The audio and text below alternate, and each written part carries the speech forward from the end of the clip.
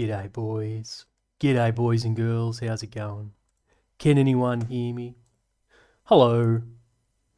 Hey, let me hold on this screen until we get a mic checkity check real quick. And I know that I'm talking to people who can hear me and not yapping to the void. Can anyone hear me? Yeses in the chat, if so. Why in the chat, if so? Hi, like that. No, can't hear, lol. Yay, let's go finally. All right, calm your bloody tits. I've just started. I gave it a polite 10-minute courtesy warm-up, you know. The scheduled time was at bloody 10 minutes ago. And I'm kicking off now. We're good. I was bang on the clock, boys. Relax. Hello. Everyone can hear me. Yeah, boy. We're back. We're going to start streaming now. Hey, let's get to the first slide. Hey. Hello, everyone. How are you? Loud and clear, lickety-click, says Charlie Markovich. Good to have you boys back. Good to be back. It's 2026. Bro, it's 4:10 a.m. for me, says K-State Rules. What's K-State? You got some sports thing in your little DP there. Yeah, boys, sorry. To the Americano bros, it's not a good time for you, I know, but I would have liked to have done it earlier. I just wasn't ready. I wasn't ready for this stream. I didn't have this product set up. And let's not just gloss over the elephant in the room, which is you boys bloody invaded Venezuela over the weekend. Did a bit of a naughty, didn't ya? Hey? Bit of outrage across the global community, just kidnapping heads of state, but it's all good. It's all good. Is what it is. If it wasn't you, it probably would have been someone else. But putting that aside, yep. Here's streams back. First one, 2026. Happy New Year to you. Happy New Year to me. New Year, new me. 2010 hours here in Queensland, says Bird Monster 4586. Yeah, so optimal for the Aussies, really. And I should have some EU bros on as well. But yeah, sorry, I'm tangenting all over the bloody place. This is optimized for the Aussie audience because you're all tucked up in bed probably Sunday night, bloody listen to a bit of yapping. Maybe, I don't know, eating your dinner. But here we are. Welcome back.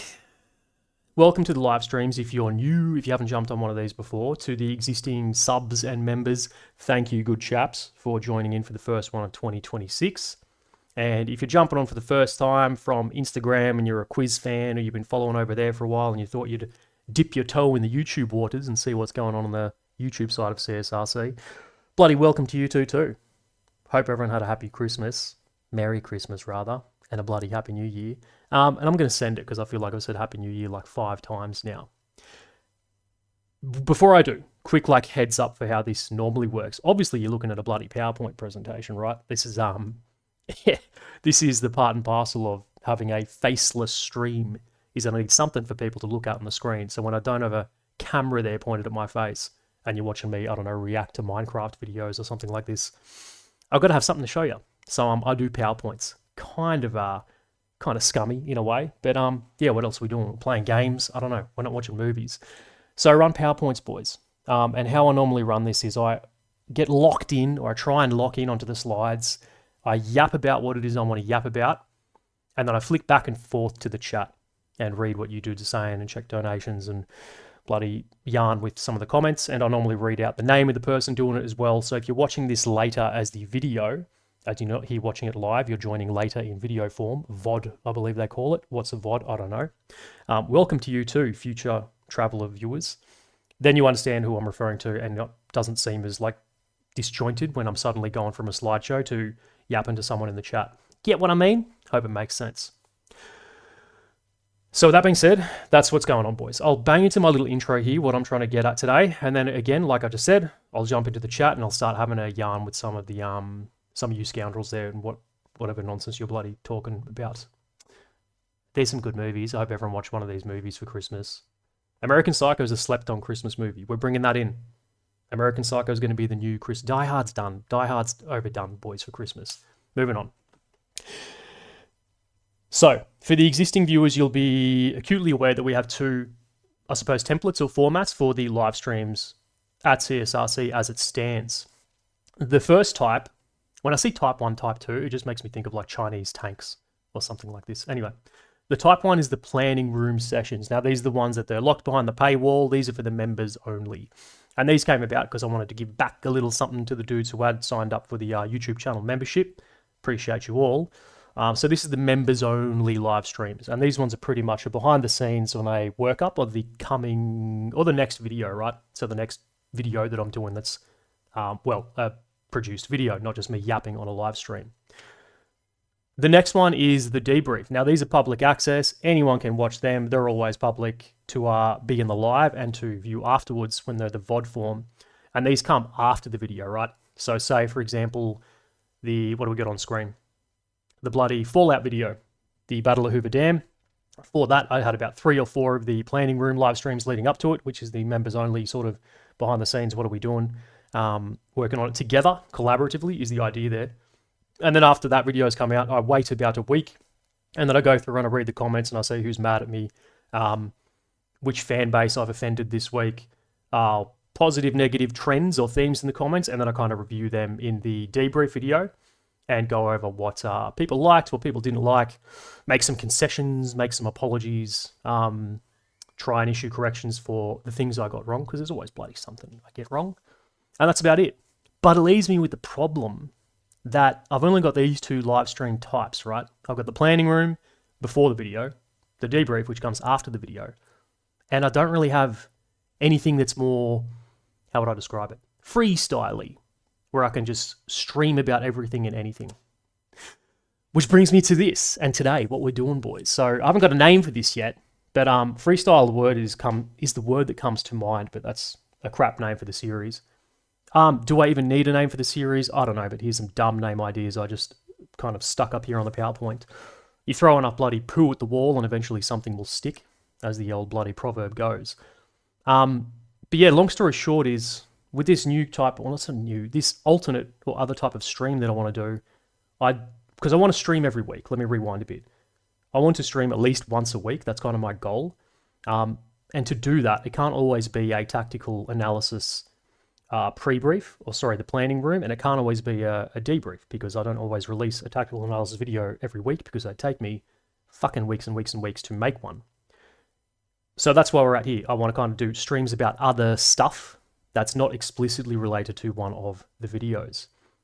I don't know. What do you think of the names? Let me jump in the chat here real quick. Charlie Markovich, loud and clear. I've read that already.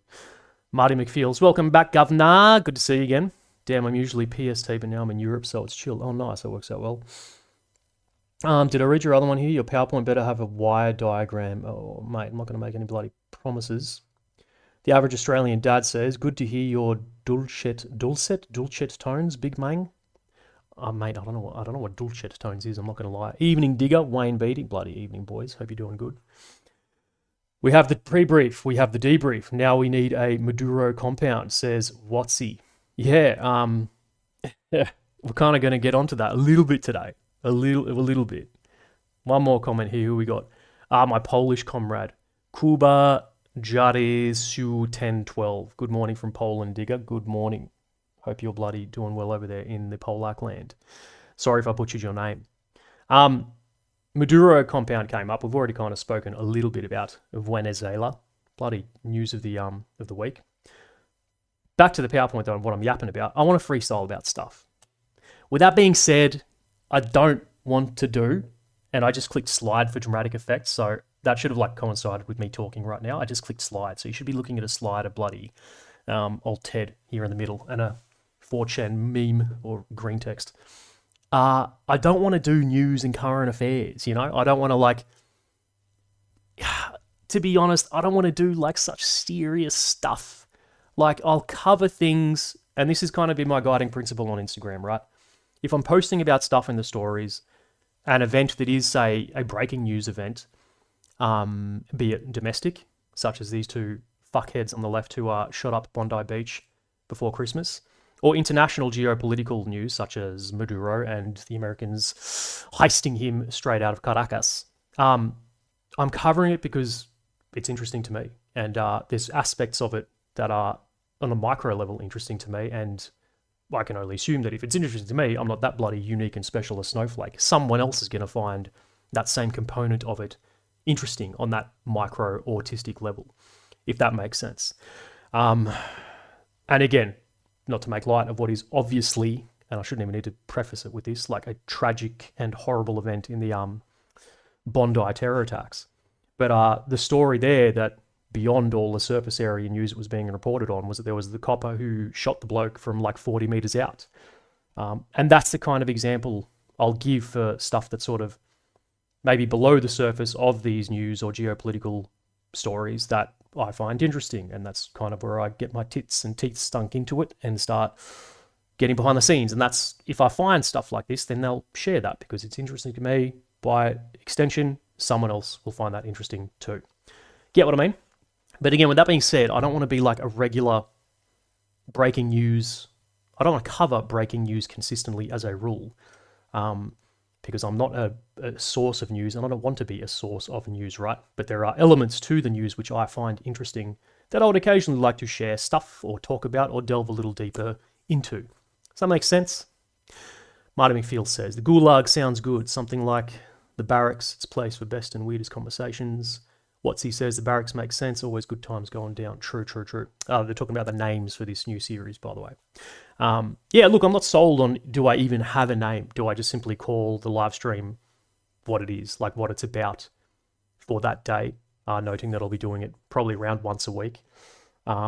Whether I'll do this live stream once a week as the constant and then the others will be maybes, or if I just keep it strict to once a week, because like Sunday's my free day to definitely live stream. Like that's the one day I can lock in and be like, yeah, 100% I'm going to do a live stream between the the burdens of the real world outside YouTube and the tragedy of having, say, a day job, as we all do.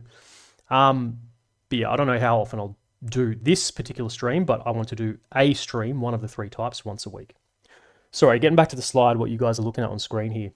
So there's obviously on any given day some horrifying event going down around the world. There is much sadness in the world, but not in this nightclub, not in this CSRC live stream. So I don't want to go into really expanding on any of the stuff that, for those of you who are here from Instagram, I'm not really going to elaborate or get into the weeds on Bondi or the things I was covering there. I feel I've kind of covered everything that there was to cover, insofar as, again, back to what I was focusing on for that particular event. Samesy with Maduro and the JSOC raid. Bloody impressive bit of work, you've got to say, regardless of how you feel politically about the situation in Venezuela. Militarily, chef's kiss, like champagne, what would you call it? I suppose special operations craft work. Very, very, very, very, very impressive stuff. Especially in a day and age where everyone doom pills about drones and how, you can't do anything anymore because there's drones, and well, bloody turns out you can do conventional pre-drone style, in this case, a raid and, not hostage rescue, but I guess they bloody snatched the president, didn't they? So yeah, impressive bit of kit, impressive bit of work, but I don't really want to focus on it, again, because I'm not a news site, and B, I don't know that much about it. I don't know broadly beyond the immediate impacts of what anyone else is seeing on Twitter or Instagram or anything like this. And I don't want to even pretend to be like an expert on the situation in fucking Central America or South America. But what we can do is talk about something that I do enjoy and am passionate about. And maybe not that I know more about, but stuff that's adjacent to the current events. And let me just give you a little teaser here. So we got our little crocodile man here on the meme now, because again, I don't want to talk about the like negative side of the news. I just want to talk about and keep CSRC YouTube light, hopefully funny to some people who bloody get a chuckle every once in a while, and fun, right? So I'm not going to be doing like a deep dive political analysis and my take on the raid in Venezuela as a former regular infantry dude in the Australian Army. Like, who cares about that? I have no credibility or context to be speaking on this. It's not in my wheelhouse, right? But I do like movies, and I feel that you blokes, my audience, like movies too. So that's something we can talk about, because you don't have to be a bloody expert. Everyone can be an amateur movie critic. And what better time to view the category of films that is action, intrigue / dramas set in the Latin Americas than right now, courtesy of our comrades in the Americas, or in the United States, that is. North Americas, I should have said. Yeah, launching a raid on Venezuela. Wild times. What a time to be alive. All right, let me check some comments here real quick. Now that I've kind of teased that out of the way, I'm hoping like the intro sort of painted the picture here of what I'm going for. Marty McField says, I must say I enjoyed the early PLA Aussie stuff. It's cool hearing from someone who's got them in their backyard. I think PLA kit isn't understood by most in the West. Yeah, look, man, yeah, you're right. And I enjoy doing the PLA stuff too, because it remains interesting for me. It was just one of these things that the energy that I used to sink into those PLA Ausint, I guess for lack of a better term, stuff on Instagram, I've transferred that to YouTube. So it's just one of these things. Unlimited information or posting content in this case takes unlimited time, and I ain't got it.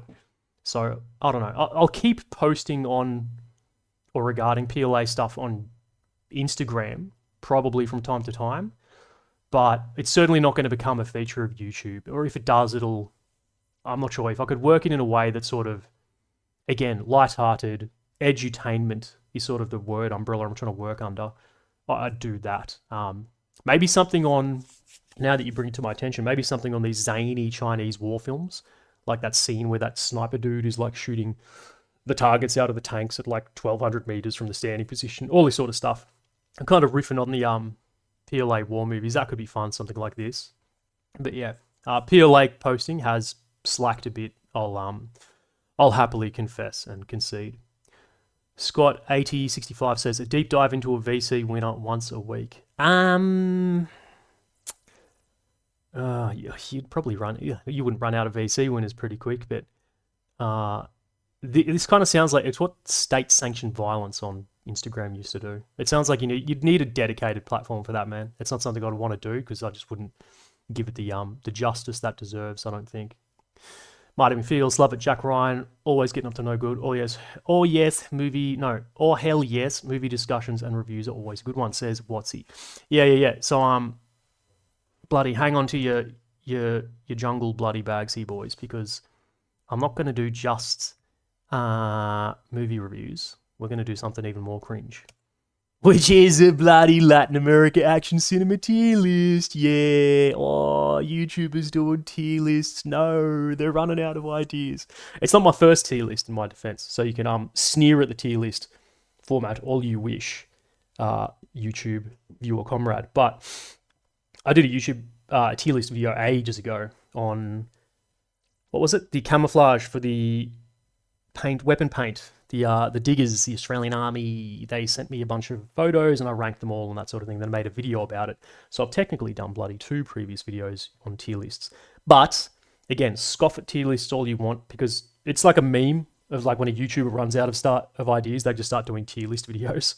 I'm acutely aware of that. But it's a great format to share lots of information in like a neat packet. And in this case, like let you, present it in a logical sequence.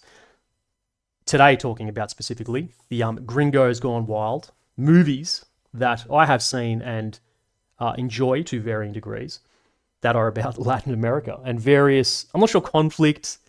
It's not always like war movies, not always like combat movies, but you'll see how I'm cheating kind of on my definition, but that's what we're sticking to, right? Like Latin America Gringo movie tier list. So that's what we're doing bloody today. Up. Dr. Lamb, back to the comments, boys. Dr. Lamb, saw your Instagram story during the Bondi shooting. Stellar stuff, bro. I can't believe you figured that stuff out so quickly. Thank you. Yeah, to be fair, a lot of this stuff comes by way of people. People help me in DMs quite a lot. Like, how do I describe it? Like, I'll get a lead. I guess that's the way you'd point it out. Like that, the detective who took the 40-meter shot, that first came to my attention because someone brought it to my attention. They'd like zoomed in. If I'd remembered who it was, I'd give you a shout out right now. My apologies. They'd like, hey man, you see this in the background of it's the video, or it's from the footage where you see the bloke, the civilian, Ahmed disarm the second shit cunt. And then the camera pans briefly and you see in the background the detective running for his shot. And at the time, no one had noticed that. The focus was on particularly the actions of Ahmed, ballsy as they were. So yeah, I was like, what the hell? There is a dude running in the back there. Is he shooting? And then yeah, sure enough, it was when I first noticed that detective pulling off that shot and then started doing all the geolocation and determined 40 meters, which I think I'd like to say, I'm pretty confident I was one of the original sources on that 40 meter claim. So I bloody hope it's all correct because everyone ran with 40 meters wild. But yeah, thank you. Appreciate that. Marty McFeels, does Predator count as Gringos Gone Wild? 100%, bruv. Predator is one of the OG Gringos Gone Wild. Predator is Keno, says Big Bloody Ben. It sure is. Watsy, back to the roots of the tier list. Excellent. I found your channel with that camouflage one. Ah, bloody good to have an OG aboard. Yeah, the Digger camouflage tier list was fun. I'd love to do it again. But a bunch of, real Digger soldiers got in a bit of trouble over that. So that's why I never did a second one, despite I would have very much enjoyed doing a second one. But I did not. Mostly because I'll just say it, there were snitches involved. Pretty scummy. Okay, boys, so I'm going to fuck around here real quick with the PowerPoint because I need to take it off, slide view and get it back to regular view so I can drag these little bastards around. So bear with me. What am I going to do? Oh, boys. Again, every time I have to mess with OBS, I start heaping praise on the zoomers because this shit is not as simple as you'd think it is. OBS, to the uninitiated, is like the recording software that you use when you're streaming. So it's how you show like a browser window or a PowerPoint. It's this OBS thing. The fucking zoomers are all over it, but I'm trash, boys. Okay, so I'm going to do this. Oh, bloody cheated. Showed you the last slide. Okay, now I'm going to drag this up here.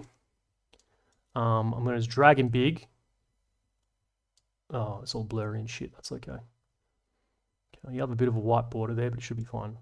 Hang on. Do I make it a little bit bigger? I'll go a tiny bit bigger. Oh, fuck me dead. If anyone knows a better way to do this, I'm all ears. Okay, here we go. Here we go. Now you should see whole tier list, and now I should be able to go to PowerPoint and click on these little dickheads and drag them around, which you should see. Yes. Perfect. Perfect. Oh, let's get Arnold back there where he belongs. Okay, good. Got my PowerPoint up here. Everyone can see. Now I've got my chat up on the right. Let me bloody minimize you blokes for a second. Hi. Okay. Bing bang bosh. We're on. Oh. Fuck me dead. Hang on. Can everyone see the full screen tier list? Is that still good? Death by PowerPoint. Yay. I warned yous fair and square. I bloody warned yous. It's always PowerPoint. Welcome to the party, pal. Oh, OBS sucks. No easy alternative though, but you should be able to partition with it. I don't know what partition means. A better way to do it would be to stop being all right, chill out, man. Chill out. Come on. I love PowerPoint. All uppercase. It says Bolt 8165. Okay, I'm yapping, boys. I'm yapping in the chat. Let's get stuck into it. So you can see down the bottom here on the screen, I have them laid out in chronological order. This is loosely, actually no, I cooked this up. This is release order, not, year the film is set in. Makes sense? I should have done year the film is set in. It kind of still works regardless of, except one. But, okay, here we go. First up, I'm not going to lie, boys. I'm fucking nervous. I'm nervous. I'm gonna misjudge a film and you're gonna tear my ass to pieces in the chat. You know what I mean? This is serious stuff, this cinema and ranking films. We're not playing here. We're not messing about. Okay, but I'm gonna send it. Predator, right? Commando. Commando 1985, I'm pretty sure. It's not perfectly aligned here. Also produced by, what's his name? Joel Silver, who also later did Predator and I think Die Hard and a bunch of them. They're all in cahoots. Look, Commando, it's an Arnie OG. Honestly, I view Commando as like a less good Predator. It's Arnie one-liners. The flick itself isn't as compelling as Predator. The action is good, lots of hyper violence, which is what you wanted from an 80s bloody, superhero action, not superhero, macho man action flick. I'm going Commando and B tier. Is that sacrilege? What does everyone reckon? A tier? I think, is too much for Commando.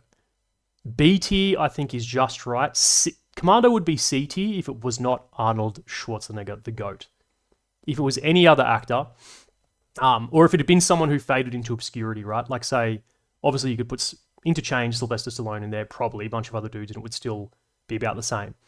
But without Arnie, I think Commando is C tier, and Commando at A tier, I think, is a monster rating for what is not on its own feet. A very great film. What's he? Not sacrilege. Might get you crucified by my grandfather, and I agree with B. With B. I agree with bloody B too. I agree with B. Can you boys see that? When I dragged Commando up to B, is that what's happening on your screen? Because again, I'm always whinging about this. There's a delay from when I do stuff to when it shows in the YouTube like preview window. So you should be looking at Commando in B tier there. Boys, if you haven't seen any of these films, you're in for a rough stream. I'm not going to lie. You're probably going to be bored out of your tits if you're even still here. You know, this is kind of an implied bit of knowledge that you've seen some of these films. And on that note, this isn't an exhaustive list. It's not every action movie set in Latin America ever.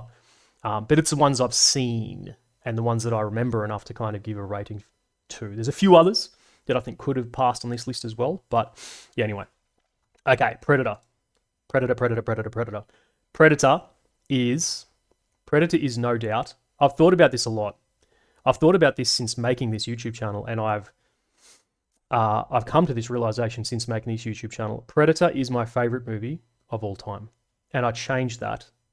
It used to be James Cameron's Aliens, but now it is Predator, and I came to that conclusion after rewatching it when I made the video on it. So I've got a tactical analysis video on the video channel. Go check it out if you haven't already. I've got a video on Predator where I break down the camp raid, but redo it pretty much with period correct Green Beret, ODA, and Guatemalan, I think, SF. Predator is my favorite movie of all time. It's an impeccable film. The problem with Predator, which they're seeing now with all the sequels they're trying to make, you know what? Let me do this. I'm going to bloody... I'm going to leave him there. Let's copy paste. And can I do this? I make him very fucking large so everyone can see. Predator is impeccable, boys. As I was just saying, though, you can only do it once. The OG Predator, this one we're looking at, it only works once, right? The intrigue of it is gone. Once you reveal the beast, the interdimensional hunter, you can't do the same movie again. You can and have a decent film, which I think Predator 2 is a pretty decent film. I think it stands on its own 2 feet. Prey is a very decent film as well, but you're just never going to do it as good as the original because the mystique and the horror element to it is gone. And I think I mentioned this in another live stream a while back, it makes me sad because I think the only way you can go with the Predator franchise from here is it becomes fucking King Kong v Godzilla. And every other movie from now moving forward is just Predator v dumb mythical beast on dumb fake planet with an android strapped to his back. I haven't seen that new movie, but that's to my understanding the gist of it. Then it'll be Predator versus... They'll just start doing the comic books, right? Predator versus Judge Dredd, Predator versus Terminator, Predator versus this. That's the only way you can take this franchise because you can't just keep redoing the first film. They have to slight success in some cases, but you can't keep doing that forever, right? That being said, here's the big version, so you just can see, it's a little bit of eye candy, something to look at here. Predator, boys, I'm saying it's A tier. I love it. It's my favorite film of all time, but like objectively, as a film goes, I don't think it's S tier. So I'm trying to weigh this on, obviously, how much do I like the films, but then a bit of, what do you call it, like technical film making as well, right? It's no... I don't know, man. What's like one of the greatest war films ever made? It's no Black Hawk Down. The level of cinematography and everything else involved. Terrific film. Very great for what it did, which was subvert your expectations. You think you're going into a standard 80s... You think you're going into Commando, is what you think you're going into. And then it slowly becomes a not Freddy vs. Jason, a Halloween-esque like slasher film with an interdimensional alien. And the premise is excellent, but it's certainly not like God. It didn't rake in Academy Awards or anything. In fact, I think it's reviewed pretty poorly if you look at something dumb like Rotten Tomatoes. Long story short, boys, A tier. What do you reckon? What do you reckon? What do you reckon? Charlie. I loved Commando when it came out. I bought the Arnie knife a couple of years later. Still have it. That's sick. Shame you didn't buy the Valmet that he's got over his shoulder in the iconic poster. I think I had that poster when I was a kid. The one where he's standing there and he's got the... You can just see it here. Hang on, I'll make it big real quick. Control-C, Control-V. This one here. This poster was goated. If you're like old as shit like I am, you remember seeing this probably, well, having one of these or seeing it in Video Easy, late 80s, early 90s. What other we got? What are the comments we got? We Fight for Love is so good. Can see it moving just fine.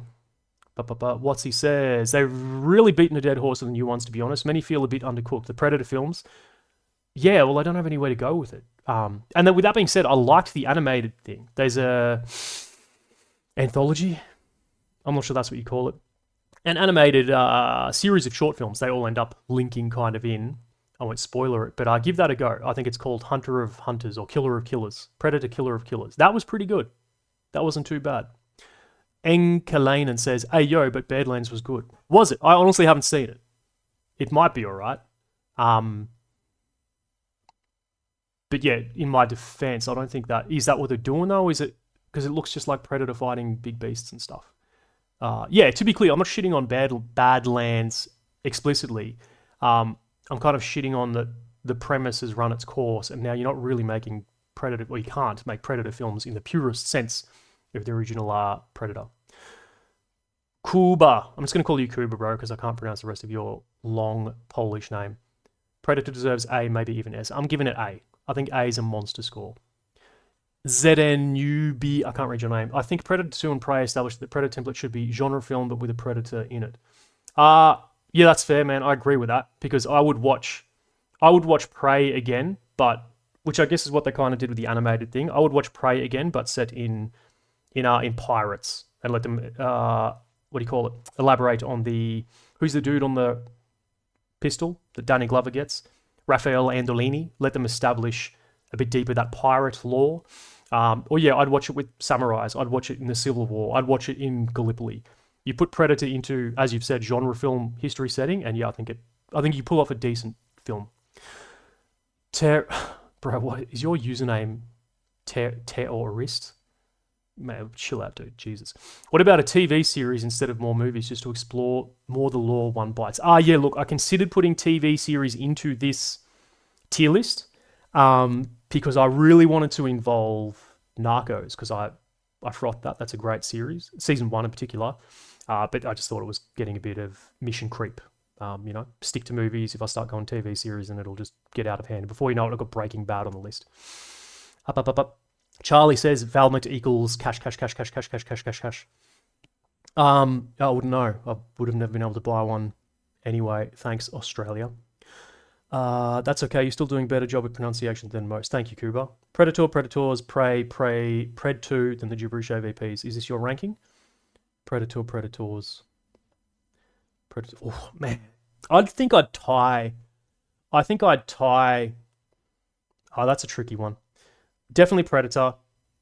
I think I'd tie Predator 2 and Predators, as in Adrian Brody Predators. I think I'd tie that with Predator 2. And, man, it's tricky, because I could see a world where you put Prey as second, and you tie Predators and Predator 2 for third. But I'm not bullish on that. Like, I won't die on that hill. Like, I could be convinced either way. Anyway, all right, moving on. Let me delete this Predator. Okay, and get the fact. Who we got next? We're jumping forwards a bit in time. So I'm back on the screen now, boys. I'm not reading chat. I'm back on the PowerPoint. We're getting up to... Who we got here? Sniper. I'm going to copy-paste. Leave a little one there. Make him big. The OG Sniper, Tom Berenger, which I think was... Where did I drag it from? I think it's 1993. The film Sniper, starring Tom Berenger, has a soft spot in most Australian diggers' hearts. The reason being, it's filmed in Australia, particularly North Queensland, and infamously, there's lots of scenes that are shot at the Tully Hilton. To the uninitiated, the dudes in the room who are diggers, of which there's a bloody few of you, I know it. But to my civilian viewers, or the dudes not in Australia, the Tully Hilton is like the ironically named military accommodation building you stay at when you go to Tully. Tully is a town in North Queensland which boasts the highest rainfall per year in Australia. a lot of words for it's fucking wet and there's a lot of jungle. So that's where naturally the Australian Army put their jungle warfare training centre. The Tully Hilton is like a shitty concrete floored 2-story building. You can fit about a company of infantry in there. There's nothing. There's no beds or cupboards or anything. You just have your stretcher, your mosquito net, and then your pack sits at the foot of your bed.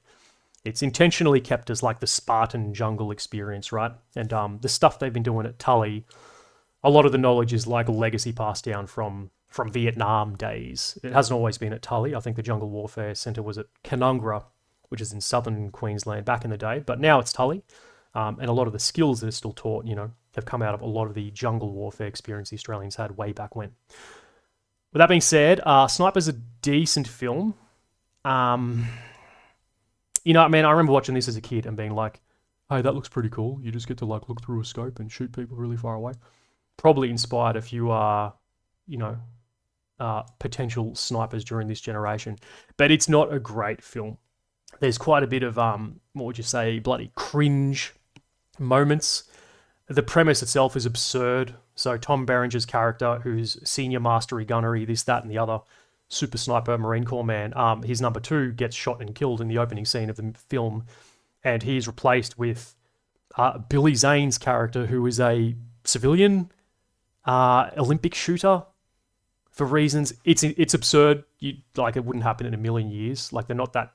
The Marines, particularly, I suppose, early 90s, weren't that low on numbers that they couldn't find another qualified sniper anywhere else in the Marine Corps. Unless there's some narrative plot device why they included Billy Zane or some conspiracy side of the film that I'm missing. But yeah, that part of it's kind of absurd. But I don't think there is, right? There's no conspiracy. Chitty chat. Is that part of it? Billy Zane's there because they want the mission to fail and they want us to... I don't think there is. I think they're genuinely like, no, you need this guy. He's sick. He's a civilian. It'll be great. Take him on the mission. I think that's the film, boys, which is retarded. Enkelainen, CSRC praising a sniper film, corruption of the highest order. Well, I'm always bloody biased to snipers in all my other films. My videos that I make. That's no secret. But yeah, to your point though, the first sniper film here, decent. The rest of them, once you go past one, let's just pretend they didn't happen. But less yapping. I'm going to put Sniper. Sniper's good job, mate. What do you reckon, boys? You know what? I'm going to do it myself. I'm just going to back myself. Tom Berenger's Sniper. For the absurdity of the plot, in spite of having some pretty cool locations, set work, I'm not sure what you call that, just location scouts, making the effort to go all the way to Australia to film this, to find some decent jungle. Cool. The scenes or the plot, insane. C-tier. It's not a terrific film. It's like nostalgic as one of the first, films about snipers. That probably stops it from slipping into D tier. But yeah, there's a lot of nostalgia carrying this one into C tier, boys. I'm not going to lie. Kuba. To be fair, I didn't even remember what Sniper was about. I just remember watching it way back. Man. Tama Malossi. My man, I don't see Heat on your list. One of the best action films ever made. Heat ain't set in Latin America, baby! Yeah, obviously some people have... If you jumped in later, or if you jumped in more recently and just seen the T-list, then yeah, you would have missed the previous slides and the bloody PowerPoint where I explained it. But in honor of the Americans kidnapping a South American head of state, capturing, arresting, pick the terminology that outrages you and your side of the political spectrum least. We're doing Latin America action cinema, as you can see up the top of the screen. So Heat, being set in Los Angeles, I don't think qualifies. Moving on. Oh, sorry, I'm getting the zoomies, boys, because I need to piss, but I'm holding it in. I'm bloody got earthquake leg over here. Enkelainen, I'm just going to keep riffing on Avatar until you do the video. Queensland, that was some mean bush. Yeah. The Avatar time. We're in the Avatar timeline and the COD Ghosts timeline. These are the two like memes that are going around at the moment. Because it is COD Ghosts, they invade Venezuela. Absurd plot to that film too, though. Oh, sorry, that game. I played COD Ghosts and I remember thinking, what is happening? Who are these bad guys? why are we doing the things we're doing? Clear and Present Danger is next on the list. Classic Tom Clancy action flick. Probably one of the stronger ones. I certainly think it's stronger than... Oh, you know what? Actually, you'd probably have to say the strongest of the 90s era. Actually, all the Clancy flicks is, oh my god, Submarine 1, Soviets. It's got Sean Connery doing a Russian accent. I'm having a brain fart. K-19, The Widowmaker, U-571, Hunt for Red October. I had to cycle through some other submarine movies. The Hunt for Red October is probably the greatest of the Clancy flicks, but I would say trailed closely by Clear and Present Danger. The great scene in Clear and Present Danger I like when he's buying the helicopter from that dude in... Where is he? They're in Colombia in Clear and Present Danger. He's like, I'd like to rent your helicopter. And he's like, of course, we've got to... No, he wants to buy it first. Yeah, that's right. I fucked it up. He's trying to buy it. Like to buy your helicopter. It's like $5 million. And then he's like, oh, okay. How much to rent it? He's like, $5 million. And then he throws down like the CIA credit card. Funny scene. Laugh with me. But I think this is a great film. It's of course got, I can't remember the actor's name, but he's the dude who plays Tuco Salamanca in Breaking Bad. He's the Marine sniper guy, and they also have that cool snipery scene when he's doing the stalk, and he leaves his cheeseburger wrapper in the stalk grass there. So there's some cool like snipery tradecraft, some cool action set pieces. I suppose they're doing like recce direct action type work there in Colombia. Those parts of it are pretty cool. The story itself is pretty good. Where to put it though? I don't know. I don't know if it's A or B. I think you could make a case that if you compare it to Clancy films that like Hunt for Red October would probably be the S, and I think this is A. But if I compare it not to Clancy films with these other films, I'm not sure if B... You know what? I'm going to go A. I think Clear and Present Danger is a terrific film, and I'm not really thinking immediately of any critiques, anything that jumps out at me that makes me think the film sucks. But it's certainly not, again, just like a mind-renderingly good film. So I think A tier is a sound rating for Clear and Present Danger. Get what I mean? Oh shit, what did I just delete? Hang on. There we go. Marty McFeels. Hell yeah, Clear and Present Danger. Now I love the movie, but I think B or A if we're kind. Yeah, I think A. Hunt for Red October, oh you dudes were jumping in there. Mercenaries 2, the game. I never played that game, but I saw the preview, and it's got Mohawk Man. It looks sick.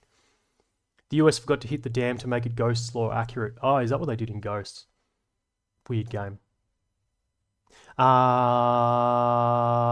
October, Enkalainen. Connery did his native Scottish accent for the whole film, you heathen. Oh, my bad. Is there not some scene where they transition language? They go from speaking in bad Russian to speaking in English? I thought that's like, what do you call it, a device they use early on to do away with the Russian. It starts with them speaking like bad Russian, obviously Connery Russian, and then they just transition to Scottish English. Watsy says, Clear and Present Danger, best scene for me has to be Chavez in the field. Do you know what the fine for littering is in the state of California? Yeah, that's great. That's at the Stalkgrass scene. I don't know, Wallah. Is that what you said? Walter. Oh, Walter. Walter? I don't know if you're saying Walla or Walter.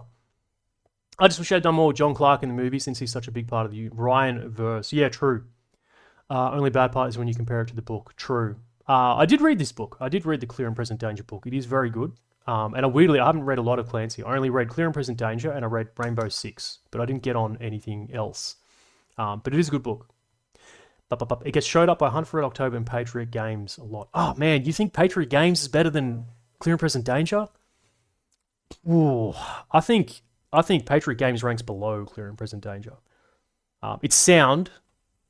I just think I like the intrigue of Clear and Present Danger more. But I guess that could be a subjective thing. But suppose it would be more interested in the IRA and that side of like East Coast America at the time and what they were doing in their support of the PIRA, or if the Central Americas are more intriguing to you. I guess it's more of a personal interest taste thing. Up. 100% agree. The original Without Remorse story was so much better than what they did. Was Without Remorse that was a series, right? I haven't seen that. Red Storm Rising needs to be a movie or TV show. I haven't read that one either, but that's like the OG Russia Invades America one, isn't it? To my knowledge. Okay, I'm back to the what do you call it? Tier list here, boys. Let me just, hang on, let me fix my YouTube screen up. Here we go. I'm back on the tier list, and I'm picking up from the year 2000, a little film called, let's make big, Proof of Life, starring, as you can see, Meg Ryan, the Meg, and Russell Crowe. This is a great film. This is a really good movie. I kind of felt like it came and went. It didn't, I don't remember it getting spoken about much. I doubt it won any awards. It's not that good a film, I'll admit. But I don't know, man. This is a film that you just feel like not many people have seen. But I think it's really well done. And it's a fun action flick.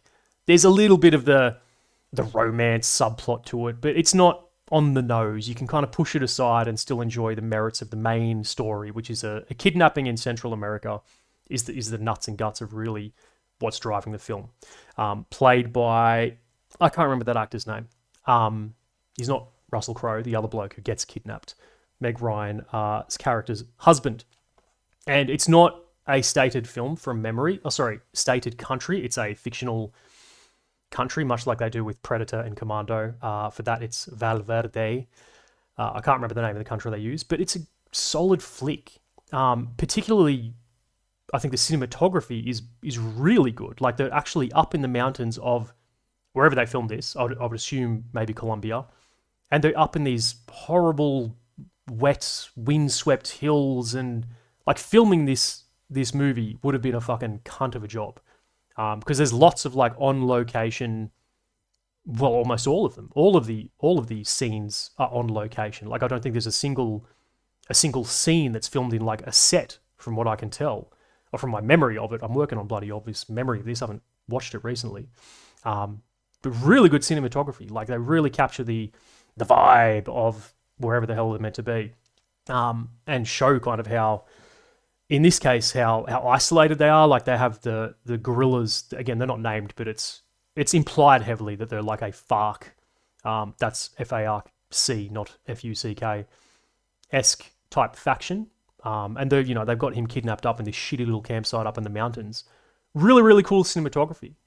Really fond of this film, and has some really cool action set pieces at the very end when Russell Crowe here, who's a ex-SAS bloke, they launch pretty much a raid with a few of his American comrades and some of the local guys, I suppose mercenaries, they've contracted for this job, and some really cool scenes. And I think it's one of the first action films I remember that uses a POV of like an iron sight or looking down the sight of a weapon. There'd been plenty of movies that have like scope views before, even back in the 80s or whatever, but this is that scene I'm talking about where the machine gunner, he's got like the M249 or the Minimi, I can't remember exactly which, and there's like the side of the camera, or there's the perspective of the camera looking down over the iron sights of those dudes playing soccer just before they like initiate the raid. Really cool like camera work, and I don't think something like that had been done before. And I think some reasonably realistic gunplay and what do you call it? Like attention to detail. As another detail that just pops into my head, I think in the film Russell Crowe, he's wearing like British DPM camouflage, which if you're new to the channel, we also like camouflage around these parts. Check out some of my previous videos. He's wearing like old British DPM, and his American counterparts and the locals, which is I think his American mate is it David Caruso? Redhead dude from CSI. Like puts the glasses on. Yeah! That dude. David Caruso. He's wearing like Woodland, like American, fucking not BDM. M81? Woodland, right? Versus the British DPM of Russell Crowe. Cool, just little attention to detail thing. They didn't have to do that, but they're showing, oh, well, he's an ex-British SAS guy, so he's wearing his camouflage, and these American dudes are wearing the American camouflage. And even at the time, you can barely, like the average punter would not even notice that. So stuff like that is things I appreciate when it comes to like the military side of detail in a film. And I think it's a great film, and I'm going to put it at bloody A tier. Maybe I'm being too generous here. I don't care. I like it. I think it's a red hot bloody movie, and I'd encourage you to go give it a watch. Let's see what everyone's got to say in the chat. Russell Crowe took all the awards from this one and took them to Gladiator, same year of release. No shit. Did Gladiator come out the same year, 2000? Bloody good set pieces, though. Yeah, agree on the set pieces part. Well, that would explain why it was undershone by another, obviously, immortal Russell Crowe performance in Gladiator, if they both came out in 2000. Brums. It's where Russell Crowe met Henry Cavill as a kid. Is that Henry Cavill? I know the scene you're talking about. He's like watching his son play rugby, and he's all like, yes, sir. Yes, thanks. He doesn't call him dad. He calls him sir and shit. Is that Henry Cavill? Well, I'll be fucked. Good bit of trivia there, Brums. Appreciate that. Hodium Volgare says, the last 15 minutes of Proof of Life rocks, except that Russell Crowe keeps telling David Morse about the pistol. Safety is on. Safety is on. It's a loud and full-on gunfight. Mate, safety should be bloody off. I do remember him saying, like, safety is on a bunch of times. That is cool. And he sets that little claymore. Not little claymore. He does that claymore. I'm not sure ambush is the apt phrase for it. Delay. When he's breaking away from the camp. That's pretty cool. T. Smith, 99. Very fitting tier list tonight. Welcome, my friend. Welcome. Yeah, we're going with the Central America theme. Thanks to our bloody American comrades running a little sneaky peeky in Caracas. But here we are. Henry Cavill was playing in that game, different kid. Oh, it wasn't his son. Okay. Because I feel I would have remembered or noticed that. How the fuck do you know Henry Cavill was playing in that rugby game? Is he just like a flash in the background, a random kid playing rugby? Bruv, I've got to hire you then. If you know these, you got this cinema trivia on lockdown. Chris, some guy says, does Collateral Damage with Arnold count for this list? Absolutely does. I considered it. I didn't put it on because you know what? I don't think I've ever sat down and watched it. Woe to go. Collateral Damage is one of those movies for me that like I know that it sucks, and I've never like sat down and watched the whole thing in one stretch. I just feel I've caught bits and pieces of it all over the place. Sorry, putting aside that it sucks or doesn't suck, that's not why I didn't include it. I didn't include it because I haven't seen it. I haven't seen it in the most pure sense of it. So believe it or not, I haven't seen Collateral Damage starring Arnold. Is Scooby-Doo You're in a Coma 3009? Is the Scooby-Doo live action a jungle war film? Mate, bloody settle down. Scooby-Doo in the jungle. What are we talking about? What's he says? Henry Cavill talked about it on a talk show once. He got given a Gladiator poster with some inspirational quote on it. There you go. They discussed it on a podcast with Russell Crowe. Watsy and Brums over here listen to the same podcast. That's sick. Didn't know that. I might have to go not Mythbust because I don't not believe you, but I'm curious to see if you can spot Henry Cavill in Proof of Life. Okay, I'm back to the slide deck here, boys. Back to the tier list. Next up, we have got, it is the man who is on fire. That is the man, he is on fire. Hey, hey, hey. It is Denzel Washington in Man on Fire. Here he is. Boys, what do you reckon? Man on Fire, Denzel Washington, what's little blonde girl? Is that Dakota Fanning? Was this in her heyday? She was doing like all the, what do you call it, child actor roles for a time. Great film. This is kind of where I was getting at. I'm cheating a little bit, like, because they're not all like action war films, right? Like Man on Fire's, I don't know how you describe it. It's an action flick for sure, but it's certainly not, an action war flick in the way that Sniper is an action war flick or Commando in Latin America. So I don't know if it's cheating to include this, but like I said, boys, I'm straying outside the lanes of Latin America war movies, and we're kind of doing Latin America action movies. Nevertheless,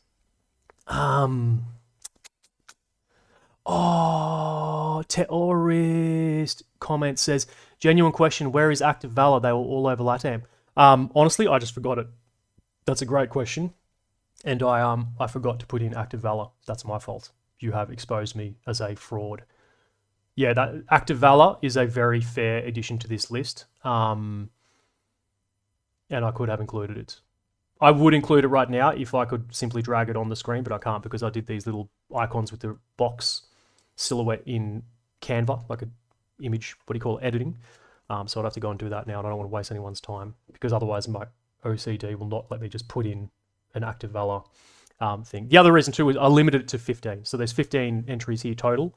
Once I hit 15, I just stopped because I was like, the stream will go for 10 hours at the rate I yap, or the volume maybe that I yap. So yeah, but that is a fair call out. Active Valor should have been on this list. And I missed it. My bad. Creasy was absolutely a warfighter, so we'll let it slide, says Watsy. Man on Fire was pretty damn good. I would go with A, maybe even B. Yeah, Fanning, they reunite in Equalizer 3. Do they just? I haven't seen Equalizer 3 yet. I've seen 1 and 2. I haven't done 3. Dakota Fanning. There you go. You know, look, part of me says, Man on Fire, there's a world where you could slot it into, where's the sliding one? There's a world where Man on Fire goes A tier. I think it is, again, put aside like the plot and the story, which are important components of what we're talking about here, obviously. But if you look at it in terms of a film, I think technically and in terms of cinematography, I think it's probably a stronger film than all these, by far. You know what I mean? It's a terrific film. It's really well done. It's well paced.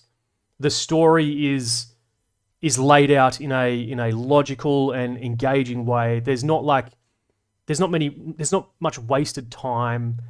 It's got a child actor, which often makes, let's just be real, can make movies suck.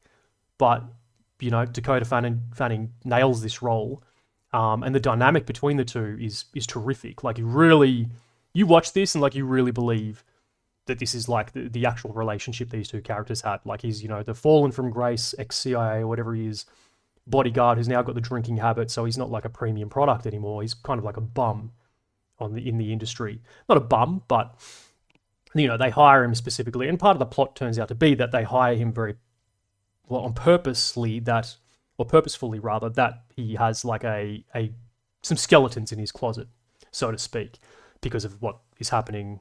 Spoilers, that the kidnapping of the daughter, Dakota Fanning, by the father is like a set-up insurance scam thing or something like this. And they purposely get Denzel Washington because they think he's going to fuck it up, which he doesn't. And then he goes on the vengeance spree to reveal the truth and capture her, which he does. Great film. I think it's S, boys. I think it's S. Hello, comments. Red Steve, 1754. Hello there, it's me, just some random Brit. What? What are you on? It's using my old username. I don't know, bruv. Hello though. I remember your previous handle, just some random Brit. Welcome back. I don't know why it's changed you to Red Steve 1754. That's bloody. I can't help you with that, sorry, my friend. Z New BQ. AT movie, but is it AT Gringo Gone Wild? Oh look, Gringo Gone Wild. I don't want to like kind of. Let's not get caught up on the bloody specifics of the title of my tier list. It's a action film set in Latin America. That's kind of the key point here.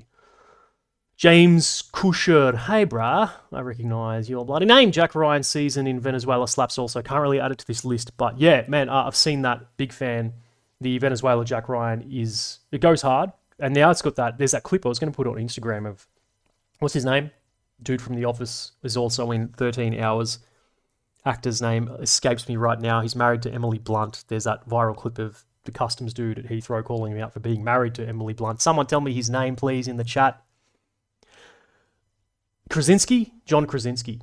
John Krasinski has that clip now where he's talking about, someone clipped that. He's talking about Venezuela and how that's like the biggest threat to the hegemony of the United States in the Latin America region, which I'm surprised hasn't been doing the rounds on Instagram now, given, again, the Americans pulled a bloody sneaky and kidnapped Maduro. But yeah, great series. But yeah, not doing TV shows. Back to your point before I start tangenting too further. Keen Bean! Professor Keen Bean! 906 says, is that the Keen Bean? Is that the Keen Bean in the flesh? I couldn't put it over Predator. Yeah, look, you're right, man, because I think I fucked myself up here by putting Predator in A tier, because I don't want to admit that there's any better film than Predator because it's my favorite film of all time. But again, I think filmmaking-wise, Man on Fire is a stronger film than Predator, even if I prefer the film Predator. I'm doing it. I'm leaving it in S tier for now. I can pivot around and change this how I want, boys. It's bloody my list, my rule, okay? So if I want Man on Fire to be S now and then I want to change it later, I can do that. What are we saying in the comments? John Krasinski, you're in a coma, 3009, thank you. Watsy, I could slide Man on Fire into ST, but I'd probably put into A myself. Yeah. N. Kalanen, This is me realizing in real time that the plot of Max Payne 3 is basically Man on Fire. Speaking of gringos and LATAM, also it's Ian K. Anderson, don't know what's also using my... Oh, hey, bruv. What's going on with all your usernames? Why has everyone got different YouTube handles all of a sudden? I feel like I'd be recognizing more people in here, but for whatever reason, all your names are getting mixed up. Speaking of gringos and LATAM, sorry, Max Payne 3. Max Payne 3 is sick. I loved that game. Again, Max Payne 3 is kind of like Proof of Life because I feel like it's an excellent, excellent game. Like Proof of Life is an excellent, excellent movie that like no one played. I don't know why it seems that way. Like it feels like no one, obviously you bloody played it because you brought it up, but it feels like no one you know, I bet, has played Max Payne 3. It's just a weird conversation you'll have. Hey man, you play Max Payne 3? I'm like, no, what's that? But I frocked the Max Paynes. I remember the OG one. And Max Payne 3, yeah, was sick. I bought the bloody shirt he had. The Gringo shirt. He had that blue and yellow, you know, what do you call it? Like the, what's the Hawaiian shirt's called? There's a word for it. I bought that exact Max Payne shirt because of Max Payne 3. And I used to routinely rock up to work wearing it. Like a spastic that I am. Most likely something that YouTube did, CSRC. The name changing, yep. Yeah, I don't know why I have a number after mine. I was wondering why everyone had random numbers all of a sudden, because these seem arbitrary. So it's not you guys doing it. Okay, back to the list, boys. Man on Fire's in S for now. Let me zoom in here. What do we got down here? Coming up to 2006, we had... Bow, bow, bow, bow, bow, bow, bow. Bow, bow, bow, bow, bow, bow, bow, bow, bow. Miami Vice, starring Jamie Foxx, Jamie Foxx, Jamie Foxx, and Colin Farrell. It's Miami Vice. I fucking do not like this movie. I'm not gonna lie. This is, yeah, also straying LATAM action cinema tier list because it's mostly set in Miami, I'll admit. They go to Cuba for like a second. To be honest, I should have just replaced this with, what was that other suggestion from the bloke earlier? Act of Valor, but it's here. I can't get rid of it. I don't like this movie. It's a Michael Mann film. It's kind of a follow-up, not in terms of plot, but in style to Heat. Michael Mann obviously being the director of it's every dude's favorite film, right? Heat, and another one on this list coming up. But I think Miami Vice sucks. For reasons I can't really explain right now. It's been a long time since I saw it. It felt... Let me try and explain this. Miami Vice felt like it was trying too hard. That's not a great, like, technical analysis of a film, but that's the only way I can summarize my feelings towards Miami Vice. I didn't like Jamie Foxx's work. I didn't like Colin Farrell's work. I thought, like, I'd go as far as to say maybe they were miscast. A few good action set pieces, and Michael Mann did his thing, you know, with the sound that he did infamously in Heat, in the shootout in downtown LA, where they used like the actual gunfire sound effects instead of just using what do you call it, after dialogue effects. So you get that really like violent sounding gunfire in Heat. They did that again in Miami Vice. There's that shootout, I think, down on the docks, and there's a bloke in like one of the cranes with the Barrett, and they're shooting at each other behind the cars and all this sort of thing. Cool action set piece, but yeah, it just sort of feels like, I don't know, man. It felt like Michael Mann was going for another Heat, but he knew in the bottom of his guts that he wasn't working with the same caliber of everything. Story, narrative, hell, maybe even cast, as he had with Heat. And I think that shows, man. I don't like Miami Vice. I think it's not one of Mann's greatest films. I'm going to go as far as to put this, boys. I'm putting this in D. May cause some controversy in the chat. What do we got? Up. Let me scroll down. Delta Force 2 with Chuck Norris is set in Colombia. I'll be honest, I don't think I've ever seen Delta Force 2. I've only seen the first one, which is... No, is it Vietnam? The first one, it follows up after the failed Iranian hostage rescue. That's like the start of the Delta Force 1, and then it goes to Vietnam, does it not? Unsure. Next comment. Miami Vice isn't a good Jamie Foxx, Colin Farrell, or Michael Mann movie. Yeah, I agree. You know what? Who said that? Zed Newbie Cute. That's a good summary. Miami Fox is not a good Jamie Foxx, Colin Farrell, or Michael Mann movie. Sound analysis. You said in like 5 seconds what took me fucking 20 minutes to spit out. Kuba, Miami Vice is the film you'll watch once and immediately forget it existed. Some action scenes were good, but that's about it. Yeah, man, I can't even remember much about it aside from that action scene. This doesn't beat... You're in a coma. This doesn't beat Pacino talking about that big ass and how old mate's head. All right, chill out. Come on. I know what you're talking about. It was prime Ashley Judd, to be fair. You know what I mean? This was like 1995 Ashley Judd, so bloody cut the man some slack. Okay, Al Pacino is only human. What's he? I'm pretty sure I read somewhere Michael Mann said it was a movie that got away, even he wasn't too big a fan of his own work. There you go. I'm not surprised. I did not know that, but that makes total sense. I don't even know what we rank in. Red Steve, we're ranking movies, bruh. Latin America cinema tier list, as you can see. Active Valor, great gunplay and tactics, but shit acting. Tried to rewatch it and couldn't.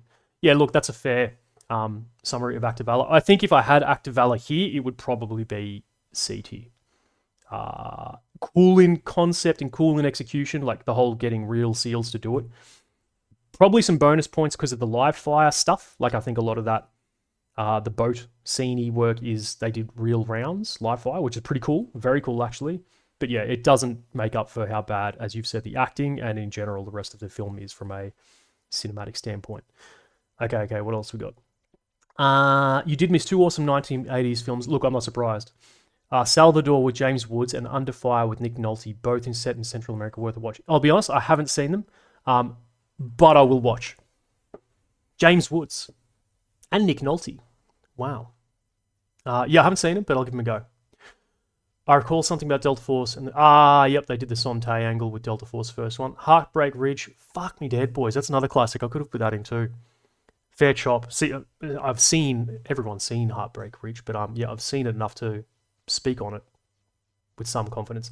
With Clint Eastwood is one of the few movies about the invasion of Grenada. Pretty it had little action. Yeah, I could have put in Heartbreak Ridge. I probably would have replaced Miami Vice with Heartbreak Ridge. Fair chop. Please just call me just some random Brit. CSRC. I don't really like people using my old username. Okay, I won't read your old username. I'll just call you bloody just some. Why the fucking has your usernames changed though, boys? I'm not going to remember this. I barely, God bless yous, and I love yous all, but I don't remember my cat's name. And now you guys are changing names on me. How am I going to remember everyone's names?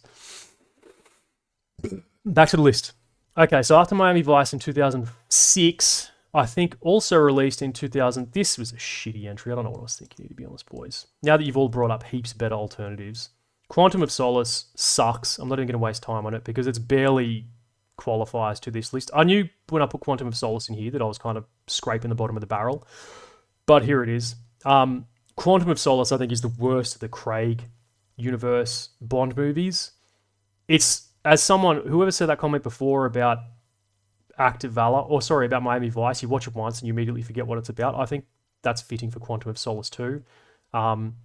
Trash Bond film, not great film in general either. Convoluted, not engaging plot,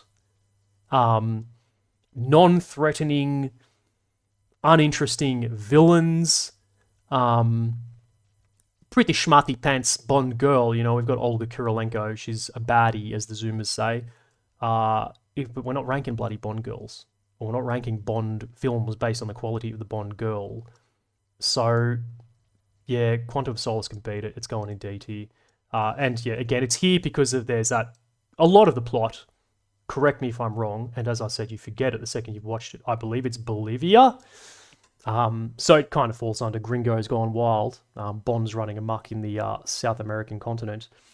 But yeah, there's the bizarre plot line. I think most of the film takes place in Bolivia. But it's a bit poo-poo.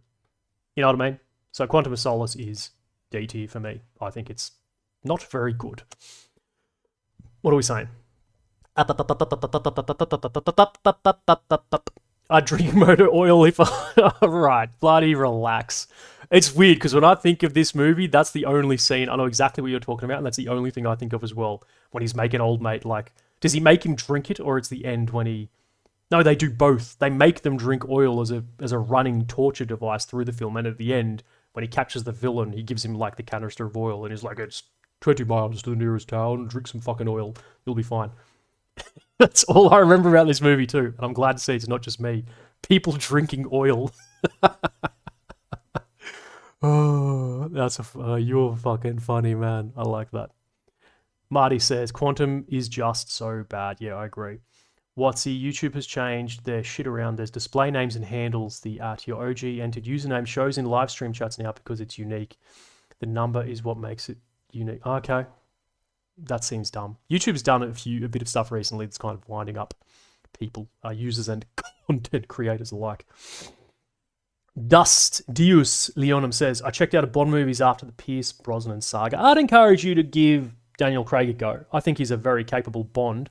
It's just that Quantum of Solace is a very incapable Bond film. Just a waste because Craig is such a good Bond. Yeah, I agree. I thought Craig did a bang-up job of Bond. Blech. Stop stuttering. Craig did a bang-up job of Bond. That's difficult to say in my defense, but that movie is poo. Okay, back to the list here, boys. What do we got here? Gonna copy, make big. I can barely see this. Okay, this one, I'm not gonna lie. This one I kind of put in because this is, again, another movie I feel that not many people have seen, but I want people to see this because this movie slaps harder than Will Smith at the bloody Oscars or whatever that was. Tropa de, but it's Portuguese Brazilian, so I guess they say like Tropa de Elite. Tropa de Elite, or I think it's called the Elite Squad if you buy it like in a DVD in Australia from JB Hi-Fi. Fucking impeccable movie. I'm just going to do this straight away. S tier, boys. If you haven't seen the Elite Squad or Tropa de Elite, I implore you to go out and watch it. It stars this chap here who you'll recognize from Narcos. I believe the actor's name is Wagner, a weird, bloody German-sounding name almost for a Brazilian. I wonder if he's Argentinian, he'd be asking a bit of questions, you know what I mean? Wagner Moura, I think is the actor's name. Brazilian actor. Excellent, movie. And this dude acts his tits off in it. He does a terrific job in Narcos, and if you look into the lore of Narcos, you'll know that, this dude, as a Brazilian Portuguese speaker, he learned Spanish just for the role of Narcos and learned to speak, what was Escobar? Colombian Spanish just for that role, which he nails as well. So Narcos on Netflix is terrific, season 1 specifically, which stars this same actor. You've also seen him in other small movies such as Elysium, where he stars alongside Matt Damon as like one of the, what would you call him? Like a criminal underworld. He's the dealer. He's like a smuggler, I guess. He tries to smuggle people on the spaceships to Elysium, many of which are shot down by the Agent Kruger, played by a legendary South African actor. He's a director now too, isn't he? Or director and actor? What's his name? Shalto Copley? The prawn fucker. You know, the bloke who fucks the prawns. He's, I can't do South African. I'm rambling, boys. I don't even know where I'm going. This is why we shouldn't talk about movies. This is why we shouldn't talk about anything. I don't even know why you listen to me. This movie slaps. It's incredible. It's a crime tale set in Rio, and it follows these guys here, the BOP, the BOPE, or the BOP. I don't know how you pronounce it, right? It's like the elite, not counterterrorism. What would you call them? Counter-narcotics, elite paramilitary, that's what I'll say, police unit of Brazil, of Rio specifically. And it's really cool. It follows these characters through like their selection process, how they come to be in the unit, and their motivation specifically, because one of the points of pride the unit has, as the film paints the picture anyway, I don't know how the reality differs from this, but the film makes a big deal of going on, but these are like the only non-corrupt cops in all of Rio, right? They're fucking ruthless, and they're not shy of a bit of, well, let's just say extrajudicial killing and doing a bit of Judge Dredd from time to time. But yeah, corruption in the sense of working with criminals is something they frown upon extremely harshly, and that's sort of comes to play. That's a theme as well when some of the guys are going through like their BOPE selection, which is cool too, because the film goes into lots of detail on just even like their marksmanship training, and they're doing obstacle courses and all the stuff you'd expect from a selection course of like an elite paramilitary police outfit. Very, very cool film. Very well put together. I think it's, let me zoom in on the screen here because I can't bloody see this. I can't read Portuguese. Ninguna película haba causado tanto revuelo desde Ciudad de Dios. What I think that's saying is from the director of City of God, which is another terrific Brazilian film which you should watch. But yeah, boys, watch Tropa de Elite. Anyone speaks Portuguese in the chat, let me know how you say that. Is it de or je? But fucking incredible. Incredible, boys. Give it a go. I'm just going to leave that there and read some chat real quick. Elite Squad, question mark. Elite Squad, yeah. I've seen that. First movie is pure kino. Second one sucked so bad because the audience enjoyed the first one wrong. Yeah, look, I've seen the second one. I didn't hate the second one, to be fair, but yeah, it's definitely not as strong as the first one. Zombie. I read your name as like Zombie Q. It's not. It's ZUBQ. Zombie Q, that's what I'm saying from now on. Fuck yeah, incredible film. Wagner Moura, and yeah, incredible effing great movie. Hell yeah, it's up there with Raid as super good action flicks. What's he says, isn't he in Civil War 2? I'm not too sure. Next month's A24 film release, the Maduro Raid. Big bloody Ben. Didn't you say that you needed to pierce? I did, and I wasn't lying. It's up to my bloody eyeballs. Big bloody Ben. You happy, mate? You think I'm lying? You're in a Coma says, Zero Dark 32, Electric Boogaloo. Deos Leonum says, unfortunately, we'll probably never get the Maduro capture movie because it was Delta. Those guys aren't very talkative like seals. Chill out with the blood. The seal slander, it's overdone, boys. It's low-hanging fruit. The seals get a book. It's the bloody, it's low-hanging fruit of jests. I'd advise skipping the sequel. To quote Max Payne 3, great game. These bastards make the NYPD look like Hare Krishnas. Yeah, they kind of, the unit Bop from this film, they get a bit of a pasting. It's implied it's that same unit in Max Payne 3. They're not called the same thing. They have a different, in Max Payne 3, I remember, they're called UFE. UFE, that's the unit's name in Max Payne 3. But yeah, they're very much the antagonists in the Max Payne universe. But in this one, you know, they're not made out to be angels. That's very clear. Like it's not super police glaze movie, but nor is it like making them out to be. It paints them, I would say, generally in a positive light. But it's just incredible, boys. Go watch it. Okay. Next one. Who we got here? Hiding behind this is a little film. You may have seen it. It's called No Country for Old Men. Hey! Starring, this is... You're going to roast me for this, aren't you? That's not a Latin America. He goes to Mexico for like 10 fucking minutes. All right? I'm not hearing any more about it. It's Gringo's Gone Wild. It's got the narcos. It's got the drug barons, and it's just a sick movie. So it's here on the list. Got to be S. Yeah, you're right. Let's not mess around here, boys. I think everyone knows No Country is going in S tier where it belongs. Everyone here has seen this film. I'm not going to yap about it too much. Great bloody flick. Great gunplay. Great story. Again, every bloke's favorite film up there with Heat. It's splendid. Coen Brothers' work of genius again. If you have not watched it. A war film it is not, but a terrific, well, thriller, I suppose you'd genre it under. It is. Get what I mean? What are we saying? Texas is Latin America, changed my mind. I've never been to bloody Texas, so I'll have to take your word for it. And that was Marty McField's Dios Leonum. No Country is S tier, one of the best, S+, one of the best movies ever made in general. Yeah, that's fair. Yeah, you know what? To your point, I would definitely say you could do that to No Country. And if these were in order of S, yeah, No Country is heads and shoulders above Man on Fire. I think it even... What else did I put in there? I can't even see my own list. Now that I've got these three here, I think the weakest of these S tier entries is probably Man on Fire. I would be confident leaving the Elite Troop in S. No Country in S is no-brainer. That's not even a scandalous take. If you've seen the Elite Squad, you'll probably think S is fair. But yeah, I think of these three, Man on Fire is the weakest S. But I'm going to leave him for there. I can always revisit it.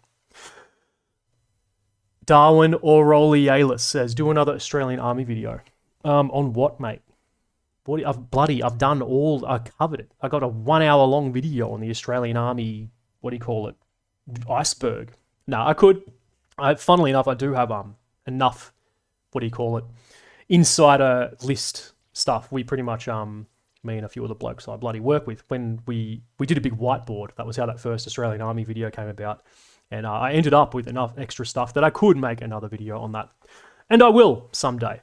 But at the moment, I'm kind of locked into these cinematic ones because I enjoy them and they're fun for me. But the Australian Army one was fun for me. I can always redo it. And yeah, I will. Fair chop. Friendo is ST quotable. Yeah. Man, everything he says is quotable. You know, when he's killing old bloody, well, you should accept your position. There would be more dignity in it. And of course, you've got the bloody call a toss scene. There's just so much to talk about. Me sitting down watching this live stream, who haven't seen any of these films, CSRC. Well, why haven't you bloody seen them? Hey, you know, bloody got these flicks over in Britannia. Live watch party of the Odd Angry Shot. You know what, we could do that because I'm pretty sure it's on YouTube. So we could. Back to the slideshow here, boys. No Country is S. Deleting the big one. It's staying up there. Next up in 2010, we had another film. This one is a fair entry for the Gringos Gone Wild in Latin America. The Expendables. Honestly, I don't like these movies for one very specific reason. And this is nitpicky, but it's my reason and it's my list, so it's my rule, okay? They were one of the first films, the Expendables series, where I really noticed an egregious use of CGI blood and CGI squibs. And for that reason, I hate the Expendables. And for me, it is a C tier film. Because of that, I blame it, perhaps unfairly, for leading to the downfall of classic squib use in films. Squibs being the little blood packets that they put under their t-shirts, and when you shoot them with the blanks, it explodes, right? The Expendables was the first movie I remember watching and just thinking, all this blood is CGI, and not only is it CGI, it is very obviously CGI. Excuse me, I'm burping. Rude. And I hated that. And since then, that's become the status quo. Courtesy largely to now, post the Expendables, of Alec Baldwin, dickhead, murdering someone on set. It's manslaughter. I'm playing a character on YouTube. I'm not suggesting Alec Baldwin murdered someone for legal purposes. He manslaughtered someone because of blank guns, and he was fucking around with it, to my understanding. Would be my satirical observation as a YouTuber, not me, the person behind CSRC, saying that for legal disclaimer reasons. So, because of the Expendables, we don't have blanks in guns, and because of Alec Baldwin, we don't have blanks in guns. Blanks in guns, blanks in movies anymore, and that sucks to me, and I really notice the difference, and I really find it bothersome. You see what I mean? Let me jump to chat real quick. Have you done a video about the SASR yet? No, I have not, and I probably never will, because I was not in SASR, so that would be, I think, cringe of me to do. I actually don't like No Country that much, but you can put it in S. You don't like No Country? Yeah, it's definitely S tier. Deo says, yeah, the CGI blood was absolutely terrible in those movies. Right, thank you. Now that it's not that I just want bloody everyone to agree with me, but when you do, I'm happy. Would have accepted the Expendables in C tier without any good reasons anyway. Yep, fair. Damn it, I do like these despite myself. You're right, though. They should have more respect for practical effects given what's in it. It's not so much higher, even if you had another aspect of tier. Yeah, you're right. Look, I don't think it's a super scandalous ranking, putting it in C, because it's not a great film on any other level either. But that aspect of it that I ranted about, the blood, that is really what I remember disliking it for. So that's, I suppose, what I wanted to speak about. Kuba says, the first one was pretty fun, but nothing great in terms of production, plot, etc., etc. So C is deserved. Expendable got to be C. Yeah, okay. Not controversial here at all, boys, so I'm going to move on. Everyone pretty happy with Expendables at C, and I'm glad I've justified my reasons. Next up, I think this is fair. Savages.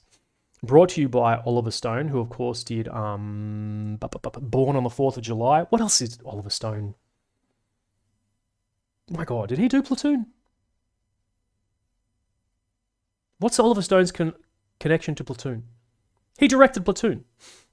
Someone help me out. Shitty chat. Did Oliver Stone direct Platoon? I just want to start. I could Google this myself, but I don't want to. Hey, Google. Who directed Platoon, the film? Not Proton, you idiot. Depending on which project you mean, here are the directors associated with films titled Proton. Are you racist? I said Platoon, not Proton. By the Malaysian car maker Proton. Google thinks I said Proton. I said Platoon. Fuck ya. Anyway, Savages, I'm pretty sure directed by Oliver Stone. Decent film, some cool... I like the story, I like the plot. Some cool action scenes. What I don't like is... Are you going to call me a bloody... not a chauvinist? What's that other word you get called these days? If you say anything negative about any woman in any context ever. Misogynist. You're going to call me a misogynist. I think the character of Blake Lively, I can't remember her name, I think that she is the weakest part of this film. Not even particularly because of Blake Lively's performance, just the character itself, particularly the dialogue, I think is cringe AF. I can't cite any right now to back that up, but I just remember... I remember watching this and it's some of the narration, because it is narrated from memory by Blake Lively, like inwardly rolling my eyes and wanting to rope, because I thought that the script work was a little bit crap, particularly from her. Outside of that, some pretty cool work. Who's this bloke here? Is this Tyler Kitsch? Who has now been typecast as a Navy SEAL forever, going from this to Lone Survivor to then, what's the Amazon series with Stargazer, Star-Lord, where he also plays a SEAL. He's just a forever SEAL now, this actor. I can't remember his name though. Taylor Kitsch. Yeah, Taylor Kitsch. But yeah, Savages, honestly, I think if... I don't even think you needed the character of Blake Lively. Now that I'm sitting here looking at this poster, this would have been a perfectly... Okay, she gets kidnapped and they need to go get her. That's what you need her for. Man, I don't know. I just didn't like her contribution to this film. I think it was... What's the word? Like sloppily handled, the way she integrated. But outside of that, it's disappointing because there's a lot of intrigue and a lot of these other characters are really fun and engaging. Del Toro is great in this. There's that scene, I think, where he's like broken into... I almost called John Travolta Mel Gibson. He's broken into John Travolta's house and he's just doing like... And I think I quote this to this day when Travolta's like telling him to calm down because he's a crazed, Mexican assassin. It's like, would you just calm down? Or he tells him to relax or calm down. And he's like, fuck you, you relax. You could use that any time of the day. It's great. But aside from that, yeah, not great. It's serviceable as an action flick. Sort of Gringo's Gone Wild. I don't think they go into Mexico at any point, but there's... Or do they? They do go into Mexico to run that, like, IED ambush. But, yeah, it's not terrific, boys. What are we saying? Terminal list. You could argue Way of the Gun 2000 could be considered on this list because of the ending shootout. Is that set in Mexico? Yeah, certainly could. Oliver Stone did direct Platoon, yes. Thank you. Okay, yeah, thanks. You boys are way more helpful than Google. Oliver Stone directed JFK too, of course. You would drive a Proton Jumbo. All right, bloody. Well, let's settle down with the slurs. I hated that movie, but also loved it. Weird three-way thing going on. Yeah, man, dare I say it again? You're gonna call me a bloody misogynist, but I thought that was cringe. The romantic relationship side of this film, I felt added nothing to the story, was on the nose, and yeah, in a word, cringe. And it seems that you boys, or some of you at least, are echoing that sentiment. Wasn't Oliver Stone actually in the Vietnam War, or am I thinking of someone else? Yes, he was, I believe. I think if you go into the behind the scenes of Platoon, Oliver Stone, there's a bit where he's talking about like the battle at the end of Platoon is allegedly based on like a real ish thing that happened to his company, and it was like memory hold sort of thing. by the army. But yeah, he was a Vietnam veteran. Sicario better be on this bloody list, mate. No, Sicario better bloody be on this list, mate. Says, oh, I'm not going to read your names anymore because all your names are mixed up and I keep misnaming people. Yes, Oliver was an upper class grunt in the Vietnam War. Was an upper class grunt as opposed to a lower class grunt? Platoon is a great film. Yes, it is, but it's not in Latin America. And it is not Gringos Gone Wild. However, something that is Sicario. Nothing will make sense to your American ears. Look, I guess Del Toro's really got the LATAM Gringos Gone Wild films on lockdown. Makes sense because he's where's he from? Benicio del Toro. Is he Puerto Rican? I believe. I think he's Puerto Rican. I might be wrong. Someone check me if so. But next up is Sicario. Oh, did I F it up? No. Again, I don't think it's scandalous to put Sicario in S tier. I don't care if you disagree, but does anyone disagree? Anyone think Sicario is not worthy of S? Terrific, what do you call it? Sound design as well. Sound design. Like that Sicario soundtrack it's either when they're entering the tunnels in the movie or the driving in or out of Mexico, and it's got, that iconic score, the music that's just that instrumental, like woo, woo. Yeah, that's a shit impression. But if you know what I'm talking about, you would have absolutely just been like, oh yeah, I know what you're talking about. That sounds so dumb. You get what I mean though. Amazing composition to the score for Sicario. The plot of the movie, everything's strong. I don't see how it's not S tier. But haven't seen it, so I'm going to take your word for it, CSRC. Well, you'll guess you'll bloody have to, mate. You got to watch, mate. What are you doing? You haven't seen any of these. I'm going to cry. It's a top tier film. It's amazing. Del Toro is brilliant. Elevates everything he's in. Says Zombie Q.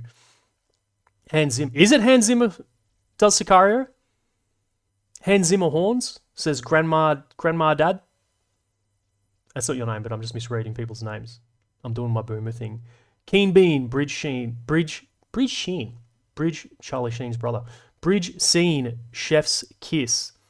Bridge Scene. Is that as when the bridge scene? When they're leaving the Mexico checkpoint? Is that on a bridge? Is that what you're talking about? What bridge scene? That's the bridge scene, right? Watsy says, honestly, it's a good movie, though I feel like certain members of the cast could have been someone else entirely. ST entire. Who is miscast? Who is miscast, Watsy? Del Toro slaps.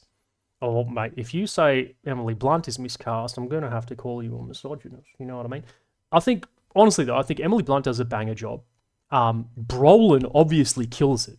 Everyone's got that scene of Brolin when they walk into the briefing room and he sat there with, like, his flip-flops on as, like, what do you call it? Sexy CIA man. I don't give a fuck about anything amongst all these suits and cops. He's very Chadley.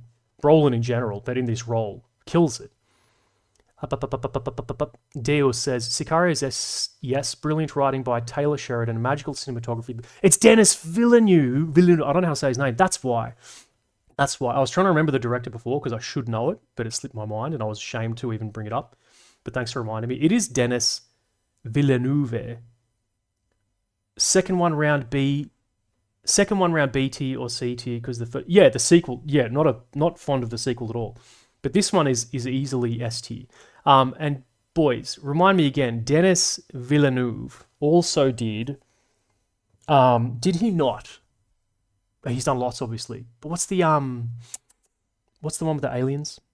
The smoke like aliens. He did that one as well, doesn't he? He's got like, what do you call it? Like stylized cinematography, likes kind of abstract visuals and this sort of shit. But yeah, he's a beast. He's amazing. I'm gonna look that up real quick now because it's driving me nuts. What's this question from Arrival? That's the film. Thank you. Question from, I won't say your name because you've got the other name, but I've already forgotten it. And you asked that I don't read your name out. Okay. Also, CSRC, when is the next tactical analysis video coming out? So, for the guys who are members, and thank you for members because obviously the dudes paying members get a little bit of bloody cash flow going to CSRC, which lets me sustain this whole shebang really. So bloody consider signing up if you want to support CSRC and become a member of the channel. Thank you. The members, they get the behind the scenes access stuff, so they have a very good idea of what the workflow is in terms of the next video. In short, I can't give you a good answer, but I want to have it out. What's the date? I am aiming to have the next video out in January.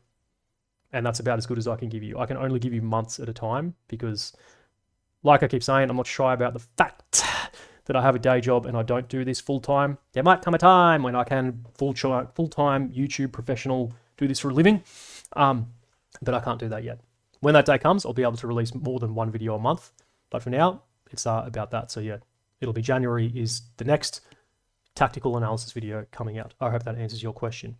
Back to this, boys, because I wanted to talk about Denis Villeneuve, who also did, of course, I had to Google it and cheat, I won't lie, Arrival, which I did remember, Prisoners, starring Jack Human and Jake Gyllenhaal, which is goated as well, Dune, amazing, Dune Part 2, and Blade Runner 2049, which of course spawned the now infamous all bros just want to bleed out in the snow scene. So, man, yeah, Dennis is shitting gold. He's not really got any misses. Sicario, I'm leaving it A tier. S tier, correction, delete. Okay, we're nearly wrapped up here, boys, and I'm about to wee in my pants. Let's check some comments here real quick. He does scale and atmosphere really well. Yeah, certainly atmosphere. He sets that impeccably. Johan Johansson did the music. Are you winding me up? Is that actually the composer? Johan Johansson did the music both in Sicario and Arrival. Arrival, Blade Runner 2049, Dune says, yeah, he's goated. He's done heaps of really good stuff. Okay, just wanted to know. Yeah, man, no, I'm not bloody attacking you. Let me retract if I came across aggressive. It's probably just because I'm about to wee my pants and I'm speaking faster than even normal. Is considered normal for a narcotics user, which I don't do. Don't do that. But yeah, man, January, the movie will be out. Jay Donovan playing the scariest character by what? Aware me? Tabbed out, but to answer, I think the cast is good. If a different person wouldn't have changed anything, like John Bernthal and Jeffrey Donovan. Who's Jeffrey Donovan again? Don't make me Google it. Oh, that's Glasses Man. He's memed as the yeah. I never watched Burn Notice, right? His Burn Notice guy. Arc Up says, gotta love Burn Notice. Yeah, man, I never watched Burn Notice, but I know he's the Burn Notice guy. But to be honest, outside Burn Notice, I don't know him from anything except Sicario, where he's now been immortalized as, wireframed CIA glasses dude. And they always compare him to, who's the Delta dude with the glasses? The you don't operate, do you, son? The infamous Delta dude from Vietnam, and he did Eagle Claw. And there's a photo of him, Mike Vanning, that's the one. Mike Vining, yeah. He's the modern Mike Vining. Do the old trucky special and fill up a bottle, mate. No time to stop. Yeah, look, boys, I'm dedicated to the grind. Fernando, stop meowing outside the door, mate. Dad's bloody streaming. Sorry, it's me cat. He's going skits. Mike Vining meant to be based on him. There you go. Okay, we're nearly done here, boys. Before my cat bashes the door down. Next up we have... These both came out in... Did these both come out in 2020? I think they did. First up, Triple Frontier. I don't know, boys. Triple Frontier, man. I felt like I was disappointed. I feel, even when I look at this poster now, I feel disappointed. That's the sentiment that comes to mind. Because I had super high hopes for this. Because I remember when this came out on Netflix, almost out of nowhere. And I remember thinking, what? A Gringo's Gone Wild, LATAM action, film set on location. Where'd this come from? And I don't know, man. It's starts strong. I think the premise is strong. I think the cast is strong. I think all these dudes are very, very serviceable in their broader careers and in this role. Putting aside now that Pedro Pascal is kind of, I think, rightfully ostracized because I think he's a fucking nerd. I was going to say something different, but then I remembered for a second that I'm streaming on YouTube. Pedro Pascal sucks. The other guys all very strong. But in this film, to be fair to Pedro Pascal, like, very good job. And this is before the sort of Pedro Pascal hate train started. Bloody, we're gonna watch the Freudian. I'm on eggshells here, boys. I'm on eggshells. I gotta watch myself. I get too comfortable, in the chat, and then you start saying naughty things. Triple Frontier let me down. The film Triple Frontier let me down. I don't know. To be honest, I don't know what I was expecting, but I expected more. I don't think I thought it was going to turn into a survival film, which is kind of where they go in the third act, right? Like, the first part, we're building up the characters and we're establishing their motivations and what they're going to do. The second or the middle part of the film is them carrying out their, I guess you'd call it raid, or their heist on the drug compound in, I don't remember the country. Is it Peru or Bolivia? And then when the third act becomes like a mountain survival, briefly, albeit admittedly, but briefly a mountain survival thing, I don't know, man, it just kind of lost me. It just kind of didn't captivate me the whole way through. Do you get what I mean? Let me read the chat. What are you guys saying? Jurassic Boyo, what's your next battle analysis? It's coming out in January. It's going to be on the film 300. Didn't like Pedro Pascal on it. Yeah, no one likes Pedro. We don't like Pedro Pascal now, boys, so I don't blame you. What's he says? A heist movie that's not a fun heist movie. Wild premise, solid low C, maybe even D. That's a good take. Not LATAM related at all, but have you seen The Last Day of the Jackal? Is that the series with British assassin man, sniper guy? I haven't seen it, but I keep seeing clips for it all over Instagram. It looks fun. I'd like to give it a go. Take the time you need to work on the next tactical analysis. I appreciate that, man, because I've never bloody rushed them. Let's be real, otherwise I'd be doing more. But yeah, they do take me a bit of time. So I appreciate the kind words and patience. This had a chance to be Kuba says, this had a chance to be a really decent movie, but they fucked it up so bad, doesn't deserve more than C. Yeah, see, disappointment. That's the vibe I'm getting from you guys. But pretty sure I gave up towards the end and started playing New Vegas instead. I liked the start through, and the story was getting good, really lost its bearing at the end. Yeah, man, that's a fair summary. I'm bloody surprised you're here as a New Vegas fan. I didn't make too many friends in the Fallout community after my bloody New Vegas Battle of Hoover Dam video, but appreciate you joining me. And again, I say that as someone who enjoys Fallout, enjoys New Vegas. But yeah. Why don't we like Pedro? Did I miss something? I think the broader internet reason for not liking Pedro is that he's been outed as a bit of a sniffer, a bit of a weirdo. There's all this stuff about how he has to rub people and shit, and it's just kind of fucking weird, in my opinion.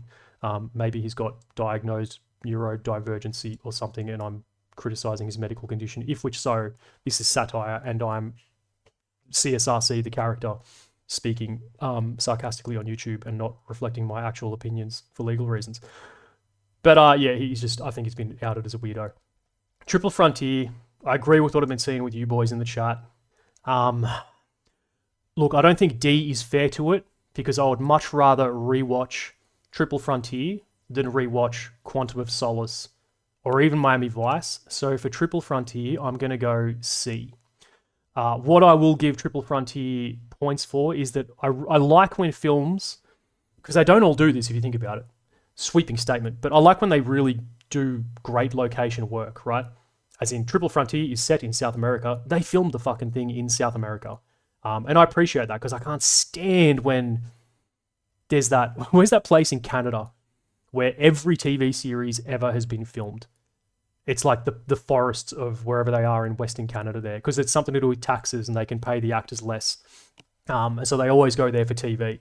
You think about any outdoor scene from Stargate, Battlestar Galactica, The X-Files, late 90s, early 2000s films were always bad for this. Even the Predator film, the Shane Black Predator film did it. They have scenes set, it's clearly filmed at that spot in Canada where they film all this shit in. And they're trying to tell me that it's Panama. Give me a fucking break. I can see there's pine trees, bruv. I don't think there's whatever it's called, coniferous pine forests in Central America that look exactly like Vancouver. So rant aside, that drives me nuts when movies or TV shows do that. But Triple Frontier was shot on location. Maybe not exactly. I don't remember if, they said it was set in Peru when they filmed it in Peru, but it's clearly shot somewhere in either Central or South America. So for that, I think I give it a bit of a saving grace, a bit more leniency, and I'm going to slot him into CT. You boys get what I mean about that filming thing? Have you watched the military scene in Stranger Things, by the way? No, aside from seeing it get memed on Instagram. He's weird and annoying. For me, he's too political and overused. Yeah, he's overused now as well. He's popping up in everything. What's the second one in S tier? The second one in S tier is The Elite Squad, or Tropa de Elite, a Brazilian film. It's amazing. Here, I'll make it big for you real quick so you can see. That one there, starring Wagner Moura. Go check it out if you haven't already. It's snowing in Brazil. What? Is this a narcotic reference, or are you actually in Brazil and it's snowing? I'm very gullible, boys. I'll believe literally anything you tell me, so you've got to break things down. British Columbia is where they do a lot of filming, has its own production area called Hollywood North. Pretty neat. Yeah, there you go. But it drives me nuts because now there's so much filmed there, you can obviously instantly tell that it's British Columbia. Back to the list here, boys. Oh, sorry, I'm mocking the location thing. Yeah, I'm dumb. The snowing in Brazil comment. Yeah, my bad. I'm bloody, I don't know if it says more about me than I wanted to, that my brain went to a bit of a bloody different use of the word snowing. Rambo Last Blood, not terrific. Certainly not the strongest entry into the Rambo franchise. In fact, I'd say it's one of the weaker, if not the weakest, entry into the Rambo franchise, but it qualifies under the Gringos Gone Wild umbrella because where is he? In Arizona, and he's doing his cross-border Mexico stuff, and then they come back to his ranch. And the film, disappointingly, turns into Rambo Home Alone Part 5, with John Rambo doing his Macaulay Culkin, Kevin McAllister setting up booby traps all over his ranch thing, which, kind of cool to see the way he goes about it, obviously in a more violent fashion than they did in Home Alone. But I just kind of think that's been done to death, boys, you know what I mean? Especially considering this came out in 2020, and I'm watching Sylvester Stallone run around his ranch setting up bear traps and spikes and shit. Like, bit of a letdown. But with that being said, I never had high hopes for this film compared to, say, Triple Frontier, which I was like pumped for. I was psyched for the premise. I thought it had cool potential. As soon as I saw the premise for Rambo Last Blood and that it was him versus Cartel, this movie is going to be terrible. I remember thinking that, and I think I was vindicated with the end result. Because I don't think it's controversial to say it's the weakest entry in the Rambo franchise. In terms of where it goes specifically on the tier list here, it's just very forgettable. It's very forgettable. I couldn't break it down for you like analytically in terms of its filmography and all this sort of stuff. The action scenes, like the end part, is somewhat memorable, but before that, not much else is going on. It felt like a police like crime thriller up until the final battle, which is not what you expect or desire from a Rambo film. Is it D? I'll put it this way: I don't think I'd want to watch it again. I've seen it once, and I certainly wouldn't be watching it again or rushing out to watch it again. I suppose I have to ask myself, would I rather rewatch Sniper, Triple Frontier, or The Expendables than Rambo? Yeah, 100%. I would rather rewatch all of these than rewatch Rambo Last Blood, so I'm going to put it in D for that reason. And now that I'm looking at this, let me review this list real quick, boys. Because now that I'm looking at this, if I ask myself that question, what would I rather rewatch? I would 100% rather rewatch Sniper than The Expendables and Triple Frontier. So I'm going to bump Sniper to C, because I think I've been too harsh on Tom Berenger. And I'm going to admit it gets nostalgia points for the Australia factor that I mentioned to you boys earlier at the start. I'm going to bump Expendables and Triple Frontier to C. That leaves me with Rambo, Miami Vice, Quantum of Solace in D. B, Commando, Savages, Sniper. All solid rewatches. All films that are serviceable, I would rewatch these. A tier, we have Predator, Clear and Present Danger, Proof of Life. I think these are terrific films. I would gladly rewatch them. S tier, we have Man on Fire, The Elite Squad, No Country for Old Men, and Sicario. Now that I'm looking at this, and I'm going to get to the chat in a second, but I'm locked in, boys. I'm laser focused. Now that I'm looking at this, I don't think Man on Fire can share a throne with these other three. And I'm going to bump Man on Fire to A tier, because now that I look at it, again, ask myself this question. Would I rewatch any of these? Like in a New York minute? Yeah, 100%. These four here, especially Predator, because I've confessed it's my favorite film of all time, like comfort movies. Could put these on any day of the week in the background and come in and out of the room doing some other work, or sit down and watch them fully locked in. But I don't think Man on Fire competes with Sicario, No Country, and The Elite Squad. And if I'm going to redo this for sequence, I think you go No Country is S tier, top of S tier, Elite Squad, Sicario. Sicario's great. Denis Villeneuve, I don't know how to say his name, splendid. I think Elite Squad is just, it could be biased because I'm not sure I'm biased about it, but it's got that foreign film angle going to it, right? And when you watch Elite Squad, don't be a heathen. Like, watch it in Brazilian Portuguese with English subtitles. Don't watch it in no dubbing. I hate that about like Netflix films. You should watch the films as they were intended to be watched, with the performances that were given by the actors as they gave them. And to do that, you have to watch their native language, right? So watch Elite Squad in Portuguese Brazilian with English subtitles. And if you do that, I think you'll find that it's fairly a stronger film than Sicario. Before I come back to the chat, let me just have a look at this list again. But I'm feeling pretty good about this. I think I've been fair but firm in my ratings. And if I apply that rule of rewatch potential, which isn't, there's lots of things to consider, but that's one that I think weighs. I think this is good. I think this is sat. What do you reckon? Okay, I'm coming back to chat. Up. The first Rambo is my favorite. Of course, it's a bloody goat. What's he? CT for me, it was honestly fairly predictable too. Villains being cartel was like really weak in one note. Rambo, yeah, agree. I didn't like I thought cartels as well at the time that released 2020 were overdone as well. We all knew it's not going to be great. How many Rambo movies can you do? So C or D? Yeah, but with that being said, Rambo, what's the Burma one? Not First Blood. I can't remember. What's the one? It's Rambo 4, right? Rambo 4, I think, slaps. Rambo 4 goes hard because they took what 80s Rambo was known for, which was hyper violence and stylized military action, and just cranked it up. So Rambo 4 is obscenely violent, but I think is a terrific film, like, because of that, as one of the reasons. They knew what they were doing, and they went, you know what, we've got to make a blood and guts, like, hyper-violent action war film, and we're going to do it. And they did it. So I think Rambo 4 is stronger than, certainly Rambo 3. Certainly stronger than Rambo 3.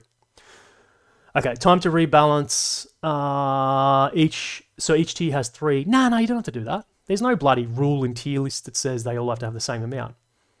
No, this is fucking with your OCD, isn't it? You want Man on Fire to... well, I'm not going to rebalance it. Man on Fire stays there. But, I could slot this around and then we bloody have even. But no, they're not going even, Stephen. I honestly think Man on Fire kind of doesn't hold its place and goes down to... yep, agree, I've done that. Is it legal to say that about a Tony Scott film? No Country for Old Men was such a good film, such an easy rewatch. Yeah, I mean, I've had that on the TV just in the background dozens of times. I would argue that Predator could go into S, but I know it's nostalgia talk. I agree with you 100%. Like, I think it's a terrific film, but if I'm being honest with it, on its technical merits, it's not an S tier film, especially when you compare it to the other three. So it's putting Predator in up here wouldn't be fair to these three. You know what I mean? It would be like a DEI, like, higher rating. It would get more points than it probably deserves because it's yeah, probably nostalgia, like you're saying. Will you do another tier list like this CSRC? I would like to. I don't want to just do tier lists because, well, like I said, I'm acutely aware of the myths surrounding or lore surrounding tier lists, that they're a sign that a channel's like run out of ideas and is going downhill. So I don't want that to happen, but I do like them for the reasons I said at the start, which there might be some new viewers here who weren't there at the beginning. As cringe and overdone as tier lists are, they're a terrific way to convey a lot of information in a very sequenced order or fashion, like we're doing here. So I think they serve a purpose, man, like whether or not they're overdone, cringe, overused. A tier is rewatch whenever. S tier is rewatch right after it finishes for the first time. True. Yeah, so that's a good way of putting it. The CG core, that's true. You're right. I'm kind of contradicting myself here because, as you say, the CG gore in Rambo 4 is kind of cringe, but it was still fun. Yeah, man, you got me on a bloody contradiction there because I pooped all over Expendables for having CG gore, which I think came after Rambo 4, now that I think about it. But I guess the difference was that Rambo 4 was so absurdly violent in spite of the CGI. I'm pretty sure it's R-rated, that you almost give the CGI blood a slide because it is so it's crazy violent, bro. And there's lots of dismemberment and heads coming off and limbs flying through the air, and there's still a bunch of practical effects in there. So I still think I'm fair in slagging on Expendables for bad CGI blood, but not slagging on Rambo 4 for bad CGI blood. Get what I mean? But yeah, you raise a fair bloody point in my raise a fair inconsistency in my observation. I'm pleasantly surprised by your treatment of Clear and Present Danger and Proof of Life, as they were some of my favorites as a kid. Yeah, they're great bloody flicks. Just got to you. What does LATAM stand for? Latin America, the region spanning from Mexico, Central America, down to South America. And the reason we're doing this is because of, as I've said like 5 times now, our American comrades decided to do a little naughty bawdy and invaded Venezuela over the weekend. But here we are. Just got here. No, I just read that. Already read it. We should do a full J map on the Battle of Hogwarts. Battle of Hogwarts is on the list. I'm going to do that for the tactical analysis someday, but not yet. Oh, it's just that I thought it was going to be... Oh, it's just that I thought it was going to be something more complicated, lol. No, that's it. Yeah, it's relevant to current affairs. Okay, boys, I'm happy with this tier list. I'm pleased. Final slide so we can wrap this up. Can you even see that? Tell me you can see the final slide. Thanks for jumping in, boys. It's been bloody good to come back. Merry Christmas, Happy New Year to everyone. I'm super stoked with just how the channel's going. It's fun for me still. And some of you who've been around some of these streams for a while, you've heard me say this before, but I really need this to remain fun, right? Because if I'm not having fun and this starts feeling like a job you don't like, I should add, then it's not going to go anywhere, and I'm not going to enjoy it. And if I'm not going to enjoy it, I'm not going to keep bloody doing it, am I? So I'm glad I'm still having fun. And thanks for you dudes who jump in the live streams, ask all the questions, give me a bit of shtick from time to time, keeps me honest. And yeah, like, comment all the videos and do that stuff. If no one's got any other questions, boys, I'm going to wrap it up before I start leaking. But again, plugging the channel, because again, the hope is one day I can do this for real worksies. Do consider becoming a member of the CSRC YouTube channel. That's how you can support if you wish to support. If not, you don't have to. You can bloody keep watching. That's sick too. Like and subscribe. But yeah, that's the kind of one of the pathways I have to being able to do this someday, full-time, professionally as my real job, which is something I'm not hiding from anyone. That is kind of one of the end states here. There's a thumbnail peek for the next video. I'm working with a bit of Battle of Thermopylae. Spoiler for, not spoiler, but the guys who are in the members streams know this already. I originally planned to do Avatar, which would have actually been very fortuitous given what's happening in Venezuela. But also the release of Avatar 3, the Ash and Fire, I don't know what it's called, I haven't seen it yet. But I ran into some just technical problems in terms of how to do that video. It was not going to be as easy as to be clear, let me rephrase, I never thought it was going to be easy, but I ran into insurmountable problems that I couldn't overcome in a short amount of time. So I switched it up, and I'm going to do Thermopylae, as in Zack Snyder's 300, v modern troops. as in it's going to be modern troops defending and then attacking the Persians as they're shown in the film. For those curious, some of the problems with the Avatar idea was that it's very difficult to represent it on a map, which is one of the first things I started looking into. And second to that is that a lot of the lore has kind of explored, because I didn't want to attack the dumb tree. I didn't want to attack the Tree of Souls. And then I was like, okay, well, I'll attack the RDA base. But then they've done that in one of the video games already. There's some Avatar game where they do that. And this has all kind of happened. So I was like, well, that's sort of already been done. That's not as fun. So anyway, next up, long story short on that tangent, is it's going to be Thermopylae, boys. Okay, let me have some questions here real quick, and then I'm going to go. New here, but seen your vids. Hi. Have a good one, guys. Cheer, boys. Your username, I can't read it because it's scary to YouTube censorship. Great live to take mind off guard duty on Monday, so thanks. Oh, rip. That stinks. Man, I love your use of slides organization without being too extra. I'm not big into streams, but I might actually watch yours. Hey, man, appreciate that. Sincerely, because, I make a PowerPoint live stream, and honestly, half of me is thinking, who the fuck is going to sit down and watch a PowerPoint for a stream? This is dumb, and you should just quit while you're ahead, or quit now. But okay, I'm glad to hear that, because it kind of encourages me that maybe there's some merit to people listen to like-minded movie nerds rant about movies for 2 hours or however long we've been at it. But I appreciate that, man, because it encourages me to keep doing what I'm doing, because I have this deep-seated fear that the PowerPoints are crap. But short of doing like a face channel, and then, I don't know, I have a browser window up and I'm like, look at this thing on Reddit. Let's react to 10 most dangerous prisons in North America. Without a face channel, you can pretty much only do one of two things. You can run a PowerPoint presentation, or you can play games. And I don't play games. I wish I could, but I don't. It's the output, not the visuals, that we are here. Yeah, true. Lots of people look at Perrin. True. Perrin is the GOAT. But does Perrin's another, no, I will say another because he's far more credible than me. Perrin is an Australian mill YouTuber. He does like serious analysis stuff. I'm a bit more bloody piss-taking than he is. But he doesn't live stream, does he? Perrin doesn't stream, to my knowledge. And it's the stream I think is challenging. I think you can make a PowerPoint video very engaging, no worries. That's never been a concern of mine. But it's the streaming, I think, is my concern. And I don't think Perrin streams.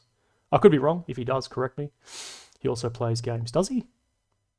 I'm going to say good audio, CSRC, something that I can listen to while doing something. Okay, cool. That's good to know.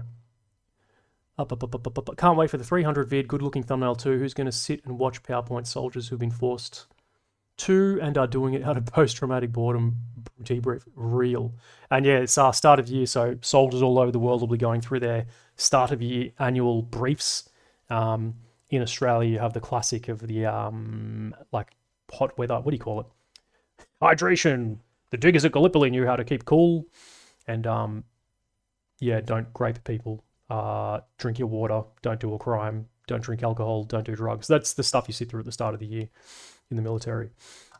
Should start a Discord and we can teach you how to play games, mate. Man, I don't get Discord. People keep talking about Discord. I don't get it. It's another thing. How do people have time to run a Discord? It's like moderating a whole forum, right? Like, I barely have time to make these videos. I don't get what you do in Discord. I might. Look, I'm not saying no. I'm just saying I don't get the Discord appeal because I am old.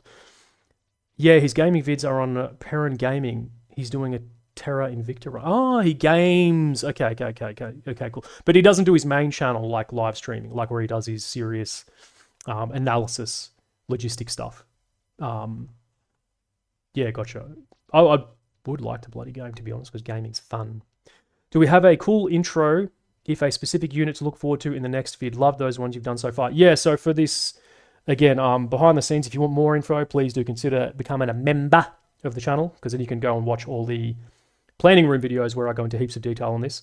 But the defending unit for this one here, Thermopylae, is going to be a contemporary Greek SF unit. They're the most appropriate force for this task for obvious reasons. ETA, I believe, is the name of the unit. And did I get that right? It's been a while since I've touched it, boys. So my slide pack on that, so I can't remember. I think it's ETA. They're like the Greek, what do you call it? Multi-service tier 1 JSOC-esque unit. They they're not JSOC like an American sense, but they have, the Greek military has a JSOC-esque structure or element of which they fall under and report direct to some high level of Greek, ministerial oversight.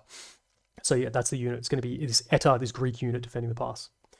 Yeah, you got it right. You don't hear much about the Greek army. No, you don't. That's also why I want to involve them. And it's one of the other reasons I do the tactical analysis videos the way I do, is that I hope that people take something away or learn a little bit about the units in question. I obviously have to do my research on them as well. I didn't know anything about the Greek army before I looked into it for the video. But for the Hoth one, I did Norwegians, and I give the Norwegian Telemark Battalion a bit of a plug. For the Helm's Deep one, I infamously did the Royal Australian Regiment, very bloody close to my heart. For Predator, I did US Green Berets, but period correct 80s Green Berets, because again, that was the most apt one for that. What do we do? Starship Troopers, I had the US Marines, just because I thought they were fitting to the mobile infantry.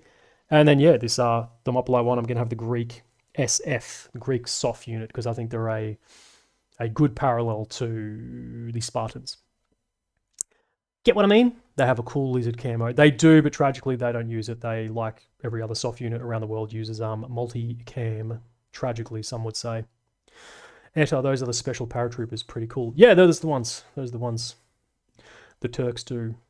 Oh, blood! Don't bring your bloody. I don't want your Turkish, Greekish beef in my bloody chat. You guys can keep it in the Mediterranean. I'm not interested. I don't even know what you're referring to when you said the Turks do, but you can't talk about anything Turkey or anything Greek, Turkish or Greek or Turkey and Greece, and then there's going to be a bloody war zone in the chat. Keep it civil, hey? Boys, I'm going to wrap it up. Thank you so much for jumping on the live stream. Here's to 2026. Here's to more of these. Please jump in next Sunday. It'll either be another planning room, or it'll be another mixed bag live stream if I have got nothing new to report in the planning room one. But aside from that, chaps, thank you for the gift of your time, because it is precious. I value you all. I still have no consistent closer, so I ramble because I don't know how to end these. But thanks for joining me, and good night and goodbye. Kisses.